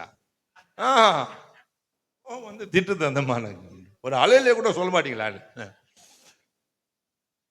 என் பசங்க மூக்கில் கைவிட்டு விரல எடுப்பாங்க, கம்முன்னு இருக்கும். அது சொல்லுங்க ஒரு அல்லேலூயா. என்ன வரணும் சொல்லுங்க? பாடு. எனக்கு பாட்டு வருது, உங்களுக்கு பாடு வருது, அவ்வளவுதான். எலியா என்பவன் நம்மை போல பாடுள்ள மனுஷன். நேத்து என்கிட்ட ஒரு பிரதர் சொன்னாரு, ஐயா எனக்கு நான் செய்யல ஒரு காரியம், ஆனா என் மேல தப்பு பண்ணிட்டான், என் மேல ஒரு கேஸை கொடுத்துட்டான், நான் பாடுபட்டேன். உண்மையாய் பாடுபட்டால் உண்மையாய் ஆசீர்வதிக்கப்படும். அல்லேலூயா சொல்லுங்க, அல்லேலூயா சொல்லுங்க. நமக்கு தெரியாது எது உண்மை எது பொய்ன்னு. நம்ம கண்ணு பார்க்கறதுனால நம்ம தீர்மானம் செய்யறோம். கர்த்தரோ இருதயங்களை பார்க்கிறவர். எலியாவை ஏன் ஆசீர்வதிச்சார்? பாடுபட்ட மனுஷன். சரிபாத் ஆத்துங்கரையில போய் உட்கார்ந்துருக்காரு. அந்த மனுஷனுடைய நிலைமையை பாரு. ஊர்ல அப்போ இல்லை, ஊர்ல தண்ணி இல்லை, போய் இருக்கிற இடத்துல நின்னா விளங்காத போறவன்ற மாதிரி அவன் போன இடத்துல தண்ணீர் நின்று போச்சு. The brook dried ன்னு போட்டிருக்கு. ஏரி ஆறு வத்தி போச்சு. உன் வீட்டுல வத்தி போயிடும் சமயத்துல. ஆனால் கர்த்தர் விட மாட்டார். நீ எழுந்து போனால் இன்னொரு வீட்டுல அப்பமும் எண்ணெயும் குறையாது. சொல்லுங்க ஹல்லேலூயா. கை தட்டுங்க. நான் போனா இன்னொரு வீடு ஆசீர்வதிக்கப்படும். சொல்லுங்க, நான் போனா நான் ஏறின ட்ரெயின் ஆசீர்வதிக்கப்படும். நான் ஏறின ஃப்ளைட் ஆசீர்வதிக்கப்படும். ஃப்ளைட் உடஞ்சாலும் சேஃபா கீழே இறங்கும். நான் இந்த வருஷத்துக்கு நம்மளுக்கு கொடுக்குற ஆசீர்வாதம். God is going to bless us in such a way. இப்போ பேசுறத கேளுங்க, கவனிச்சு கேளுங்க. எலிசா தீர்க்கதரிசி சாதாரண மனுஷன் இல்லை. இவர் எலியா 7 அற்புதம் செஞ்சாருன்னு போட்டிருக்க. எலிசா 14 அற்புதம் செய்தார். அதான் டபுள் போர்ஷன் ஆஃப் அனாயிண்டிங், ரெட்டிப்பான ஆசீர்வாதம். எலியா விட ரெட்டிப்பான அற்புதங்களையும் செய்திருக்காரு இவர். நான் தேடினேன் வேத வசனங்களை. கர்த்தர் எனக்கு சிலதை காமிச்சார். எலிசா அவ்வளோ ஒரு ஆசீர்வதிக்கப்பட்ட மனுஷன். Glorious anointing. அவனுடைய எலும்புல கூட அபிஷேகம் தங்கி இருந்துச்சு. சொல்லுங்க, எலும்புல கூட தங்கி இருக்கும். அல்லேலூயா. பிசாசு போய் ஒரு பரிசுத்தவாட்டி காலை பிடிச்சிக்கிச்சான், ஒரு அசுத்தவாட்டி தலையில உட்காந்துக்கிச்சான். காலில் கேட்டீங்களா? காலையில் கதை கேட்டீங்களா இல்லையா? சாப்பிட்டோன்னு மறந்து போச்சா? ஒரு பரிசுத்தவாட்டி அது காலை பிடிச்சி, அம்மா எனக்கு குடும்பமா கொஞ்சம் மாப் பண்ணுன்னு சொல்லுதான். பிசாசு கூட மாப் பண்ண சொல்லு. நம்ம வீட்டு பொம்பளைங்க தூங்குனுக்குது. மாப் பண்ணாத, மாப் பண்ணலன்னா பிசாசு சொல்லும் பொழுது பண்ணுவேன் அப்படின்னு. வீடு சுத்தமா இல்லை, நான் நடக்க முடியல அப்படின்னு சொல்லும்.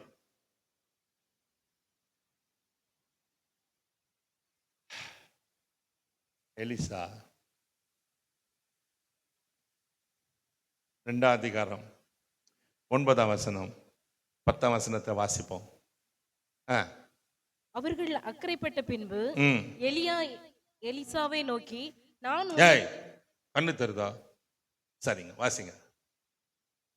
அவர்கள் அக்கறைப்பட்ட பின்பு எலியா எலிசாவை நோக்கி, நான் உன்னை விட்டு எடுத்துக்கொள்ளப்படும் முன்னே நான் உனக்கு செய்ய வேண்டியது என்ன கேள் என்றான். அதற்கு எலிசா, உம்மிடத்தில் உள்ள ஆவியின் வரம் எனக்கு இரட்டிப்பாய் கிடைக்கும்படி வேண்டுகிறேன் என்றான். அதற்கு அவன், அரிதான காரியத்தை, ரொம்ப கஷ்டமானதை கேட்டப்பா. உன்னை விட்டு நான் எடுத்துக்கொள்ளப்படும் பொழுது என்னை நீ கண்டால் உனக்கு கிடைக்கும், ம். இல்லாவிட்டால் கிடையாது என்றான். உனக்கு கிடைக்காது அப்படி சொன்னாங்க. இன்னும் 11 12 வசனத்தை நீங்க வீட்டில் வாசிங்க. அப்போ அக்கினிமயமான ரதம் குதிரை இறங்கி வந்தது. இது ஆவிக்குரிய வரங்களா நம்ம நிறைய பாவிப்போம், பேசுவோம். ஆனா ஒரு காரியத்தை கவனிங்க. Why did God gave this man double portion of anointing? ஏன் ரெட்டிப்பான வரத்தை எலிசாவை கொடுத்தார்? கர்த்தர் கொடுத்தாருன்னு போடல, எலியா கொடுத்தார். எப்படி கொடுத்தாரு? அதுக்கு என்ன உண்மையான அர்த்தம்? ஏன் கொடுத்தாரு? நீங்க வாசிச்சீங்கன்னா 2 ராஜாக்கள் 2ஆம் அதிகாரத்துல 2ஆம் வசனத்தை வாசிங்க. எலியா எலிசாவை நோக்கி, நீ இங்கே இரு, கர்த்தர் என்னை பெத்தேல் மட்டும் போக அனுப்புகிறார் என்றான். அதற்கு எலிசா, நான் உம்மை விடுகிறதில்லை என்று கர்த்தரின் ஜீவனையும் உம்முடைய ஜீவனையும் கொண்டு சொல்கிறேன். என்ன சொல்றாரு? உம்மை விட மாட்டேன். He was telling his master, the Lord told me this morning. நான் எழுதிக்கிட்டு இருந்தேன் உட்காந்து, இடம் இல்லாத இடக்குமானக்கான இடத்துல உட்காந்து எழுதினேன். ஏன் எலிசாவுக்கு ரெட்டிப்பான அபிஷேகத்தை கர்த்தர் கொடுத்தார்? ஒரு பக்கத்துல ஒரு கூட்டம், தீர்க்கதரிசிகள் கூட்டம். உனக்கு தெரியுமா உன் எஜமானன் இன்னைக்கு எடுக்கப்படுகிறார்? உனக்கு தெரியுமா உன் எஜமானன் போயிடுறான்? இது உலகத்தான் பேசுறது பேச்சு. கேலி பண்றான், கிண்டல் பண்றான். ஏய் மொட்டை தலையா, அவன் பின்னாலேயே போய் நிற்கிறான். அவன் ஒரு மொட்டை தலையே, நீ டபுள் ஸ்கொயரு. நீ அவன் பின்னால போயிட்டு இருக்க. தெரியுமா உன் எஜமானன் எனக்கு போயிடுவான். அவனால தான் நீ இந்த நிலைமைக்கு வந்த. உன் கலை காலி. நான் சொல்றேன், shut up. சுமாரு.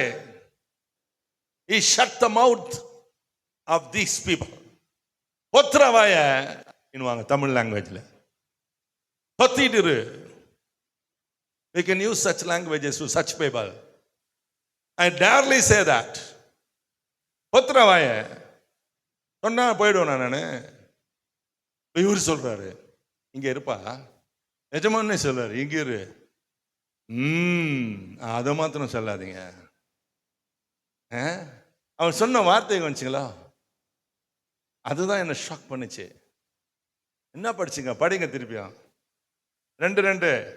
எலியா எலிசாவை நோக்கி, நீ இங்கே இரு, கர்த்தர் என்னை பெத்தேல் மட்டும் போ சொன்னது யாரு? It is God. Hello. இன்னைக்கு கர்த்தர் சொல்லாம ஊழியம், கர்த்தர் சொல்லாம ஆரம்பம், கர்த்தர் சொல்லாத பிசினஸ், கர்த்தர் சொல்லாத காசெட் சிடி, கர்த்தர் சொல்லாத போடி வாடி எல்லா டியும் வருது. ஒண்ணும் விளங்காது. அவன் அங்க போறதுக்கு கூட கர்த்தர் சொல்கிறான். சொல்றான், கர்த்தர் என்னதான் சொல்றான், கர்த்தர் என்ன போ சொல்றாரு. அவன் சொல்றான், எனக்கு உத்தரவு இருக்குது உன் கூட வரத்துக்கு. இத்தனை வருஷம் வந்தேன், உன் கூட தானே வந்தேன், உன் பின்னால தானே வந்தேன். இப்ப மாத்திரம் ஏன் இருன்னு சொல்ற? கர்த்தருடைய ஜீவன் சொல்றேன், கர்த்தர் ஜீவன் பிடிச்சினா அவன் கர்த்தருடைய ஜீவனை சொல்றேன், உன் பின்னாலதான் வருவேன். முறையா சொன்ன. அடுத்தது என்ன சொல்றான் பாருங்க, 4ஆம் வசனம். பின்பு எலியா அவனை நோக்கி, எலிசாவே நீ இங்கே இரு, கர்த்தர் என்னை எரிகோ மட்டும் போக. அங்க என்ன சொல்றாரு பாரு. கர்த்தர் என்னை எங்க போக சொல்றாரு? எரிகோ. எரிகோ. உடனே இன்னொரு கூட்டம் சொல்லுது, ஏய் உனக்கு தெரியுமா உன் எஜமானன் எனக்கு எதுக்கு? வாய பொத்தே. சமயத்துல சிரிக்கணும் நம்ம நல்லா வாய் விட்டு. நான் பிரசங்கத்தில் அப்படியே சிரிப்பேன், வீட்லேயும் சிரிப்பேன். தங்கள் வீட்டுக்காரச்சு கேட்போம், இப்போ தனியாக பேசினு இருக்கேன். தனியாக தான் ஏன் பேச முடியும் ஏசுநாதர்கிட்ட? 6ஆம் வசனம் படிங்க. பின்பு எலியா அவனை நோக்கி நீ இங்கே இரு, கர்த்தர் என்னை யோர்தானுக்கு அனுப்புகிறார். கவனிச்சுக்கோ நல்லா. It is God 3 times. Everywhere he had to go, get the permission of God. என் மனைவி காலைல சொன்னாங்க, வீட்டுக்கு போனா கூட, யார் வீட்டுக்குன்னா போனா கூட, என்ன தெரியுமா ஒரு நாள் ஒரு சர்ச்சுக்கு போனேன், வச்சுக்காதேன். கர்த்தர் சொன்னதால் தைரியமா சொல்றேன். எனக்கு என்ன வச்சு சில ஊழியங்களுக்கு கொடுக்க மாட்டார், நோ சொல்லுவார். ஃப்ரீயா தான் உட்காந்துருப்பான் வீட்டில். அவங்க டேட் கேட்பாங்க, நான் போய் ஜோம் பண்ணிட்டு சொல்றேன்னு சொல்லுவேன். கத்த சொல்லுவாங்கன்னா வரல. எலியாவின் வாழ்க்கை அது. கூட ஒரு கூட்டம் சொல்லுது, அது அப்பாவோ அம்மாவோ தாத்தானோ பாட்டியோ தீர்க்கதரிசி கூட்டம். எதுக்கு தீர்க்கதரிசியோ? இன்னும் வார்த்தை சார் எஜமான போற தெரியுமே, போறான் அவன் போறான். எனக்கு விளங்கமா இருந்தவன் வில்லங்கமா இருந்தவன் போறான். ஷட் சொல்ல தெரியணும் உங்களுக்கு.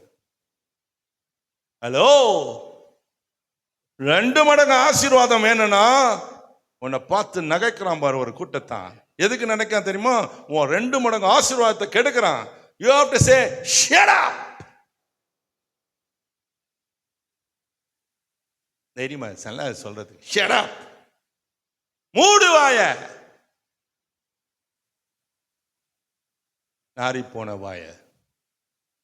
There are so many people like that. அதே வாயில கெட்ட வார்த்தை பேசுவான், அதே வாயில ஊழியக்காரனை திட்டுவான், அதே வாயில பாஸ்டர்களை திட்டுவான், அதே வாயில ஐயர்மார்களை திட்டுவான், மனைவியை கெட்ட வார்த்தை சொல்லி திட்டுவான், ஊழியத்தை திட்டுவான், இயேசுநாதரை திட்டுவான், அதே வாயில உங்க கூட பேசுவான். அந்த வார்த்தை உனக்கு வேணுமா?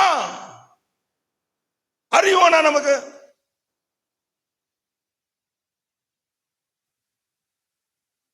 எலிசாக்கு தெரியும் நான் எங்க போறேன்.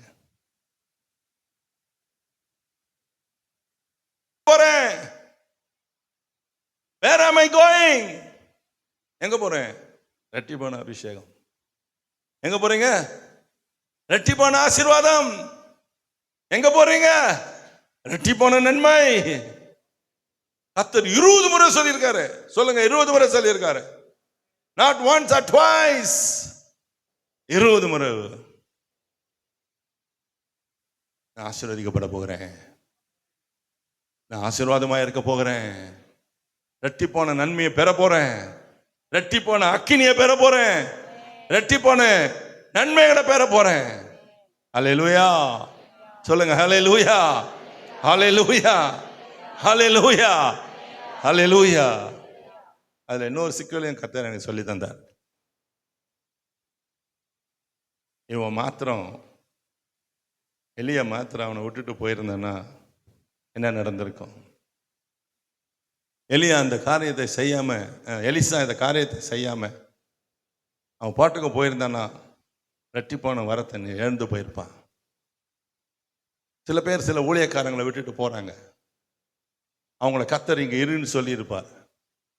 அவர்களோ அதை விட்டுருவாங்க. அதை விட்டுட்டு நாங்க போறோம், நாங்க பார்த்துக்கிறோம், எங்களுக்கு தெரியும், we can know, நாங்களே எங்களை போல இஷ்டமா செய்ய முடியும், we can stand on our own.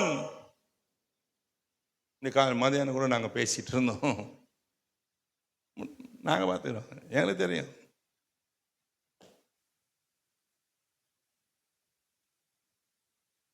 அதுக்கு ஒரு உதாரணம் சொன்னார் ஆண்டவர்.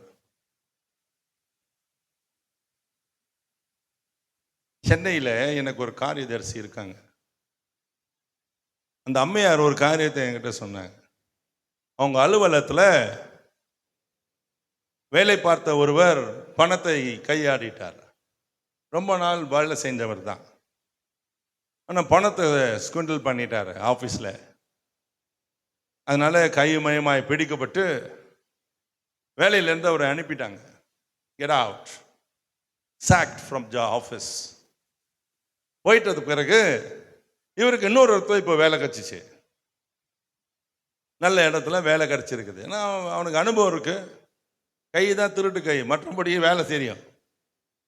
இப்போ வேலை செய்கிற இடம், இப்போ போய் சேர்ற இடத்துல இருந்து இவங்களுக்கு ஃபோன் பண்ணி கேட்குறாங்க. விசாரிப்பான்ல, விசாரிக்க மாட்டாங்க, விசாரிச்சு ஃபோன் பண்ணி கேட்குறாங்க. இந்த அம்மாவுக்கு ஃபோன் வருது, இப்படி ஒரு ஸ்டாஃப் உங்ககிட்ட வேலை செஞ்சுருக்காரு, அவர் இப்போ எங்கள் ஆஃபீஸ்க்கு வந்து சேர்றாரு, அவரை சேர்த்துக்கலாமா? ஏன் அங்கேருந்து போனார், என்ன ரீசனுக்காக அவரை வெளியே அனுப்புனீங்க? இந்த அம்மா மனதுருக்கம், ஐயோ பாவம் வேலை கட்சிக்குது, பரவாயில்ல.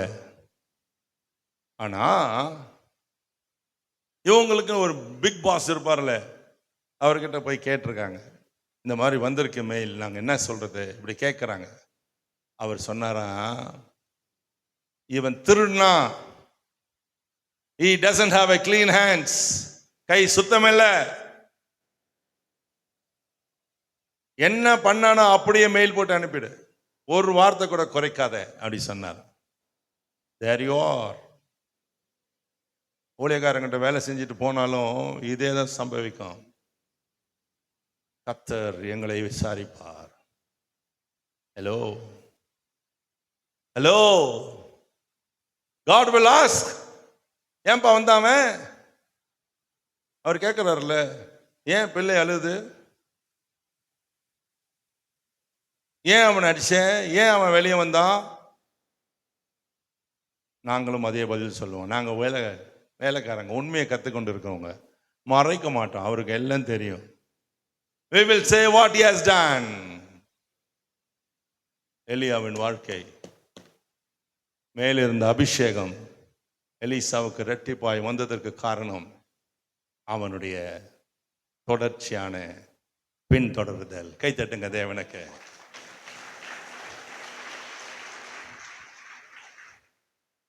நான் உங்களுக்காக ஜெபிக்க போறேன். ரொம்ப நேரம் பேசணும், வருதோ? சரி,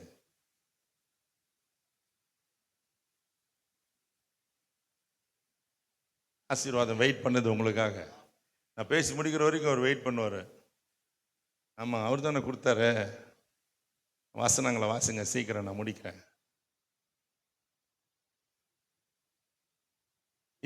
யாத்ராகமம் 32:29. எப்பொழுது ஆசீர்வதிப்பார், சீக்கிரம். இன்னொருத்தர் உபாகமம் 14:29. வாசிங்க. இவங்க மைக்கில் வாசிங்க. கர்த்தர் இன்றைக்கு உங்களுக்கு ஆசீர்வாதம் அளிக்கும்படி இன்றைக்கு நீங்கள் அவனவன் தன் தன் மகனுக்கும் சகோதரனுக்கும் விரோதமாய் இருக்கிறதுனால் கர்த்தருக்கு உங்களை பிரதிஷ்டை பண்ணுங்கள் என்று மோசே சொல்லி இருந்தான். எதுக்கு? கர்த்தர் ஆசீர்வதிக்கிறதுனால நீங்க என்ன செய்யணுமா? பிரதிஷ்டை செய்யுங்க. உங்களை என்ன செய்யணும்? பிரதிஷ்டை பண்ணுங்க, அர்ப்பணிங்க ஆண்டவருக்கு. If God has to bless you, அர்ப்பணிங்க. வாசிங்க அடுத்தது உபாகமம் 14:29. இன்னொருத்தர் 16:10. 14:29. லேவியனுக்கு உன்னோடே பங்கும் சுதந்திரமும் இல்லாதபடியினால் அவனும் உன் வாசல்களில் இருக்கிற பரதேசியும் திக்கற்றவனும் விதவையும் வந்து புசித்து திருப்தி அடைவார்களாக. அப்பொழுது உன் கை செய்யும் வேலையில் எல்லாம் உன் தேவனாகிய கர்த்தர் உன்னை ஆசீர்வதிப்பார். எப்போ எப்போ சொல்லுங்க? எப்போ? உன் வாசல்களில் இருக்கிற பரதேசியும் பரதேசி திக்கற்றவனுக்கு என்ன செய்யணும்? ஆகாரம் கொடு, உதவிக்கரம் நீட்டு. கர்த்தர் உங்களை ஆசீர்வதிக்கிறேன்னா கை நீட்டுங்க. 16ஆம் அதிகாரம் 10ஆம் வசனம். அவைகள் முடிந்த போது வாரங்களின் பண்டிகையை உன் தேவனாகிய கர்த்தருக்கு என்று ஆசரித்து உன் தேவனாகிய கர்த்தர் உன்னை ஆசீர்வாதத்திற்கு தக்கதாய் உன் கைக்கு நேர்ந்த மனப்பூர்வமான காணிக்கையாகிய பகுதியை செலுத்தி. காணிக்கையை கொண்டு வந்து செலுத்து. 1 பேதுரு 3:9. அவ்வளவுதான், முடிச்சிட்டேன் நான். இதுக்கு மேல பேச மாட்டேன். 3:9 வாசிங்க. நீ தீமைக்கு தீமையையும் உதாசனத்துக்கு உதாசனத்தையும் சரி கட்டாமல் அதற்கு பதிலாக நீங்கள் ஆசீர்வாதத்தை சுதந்திரித்துக் கொள்ளும்படி அழைக்கப்பட்டவர்கள் என்று அறிந்து ஆசீர்வதியுங்கள். ஆமென். ஆசீர்வதிங்க. Bless others. The Lord will bless you. எழுதிட்டீங்களா? எழுதுறவங்களா இன்னும் எழுதி நிற்கிறீங்களா? ஓகே, எழுச்சிட்டீங்களா? உங்களுக்காக ஜெபிக்க போகிறேன்.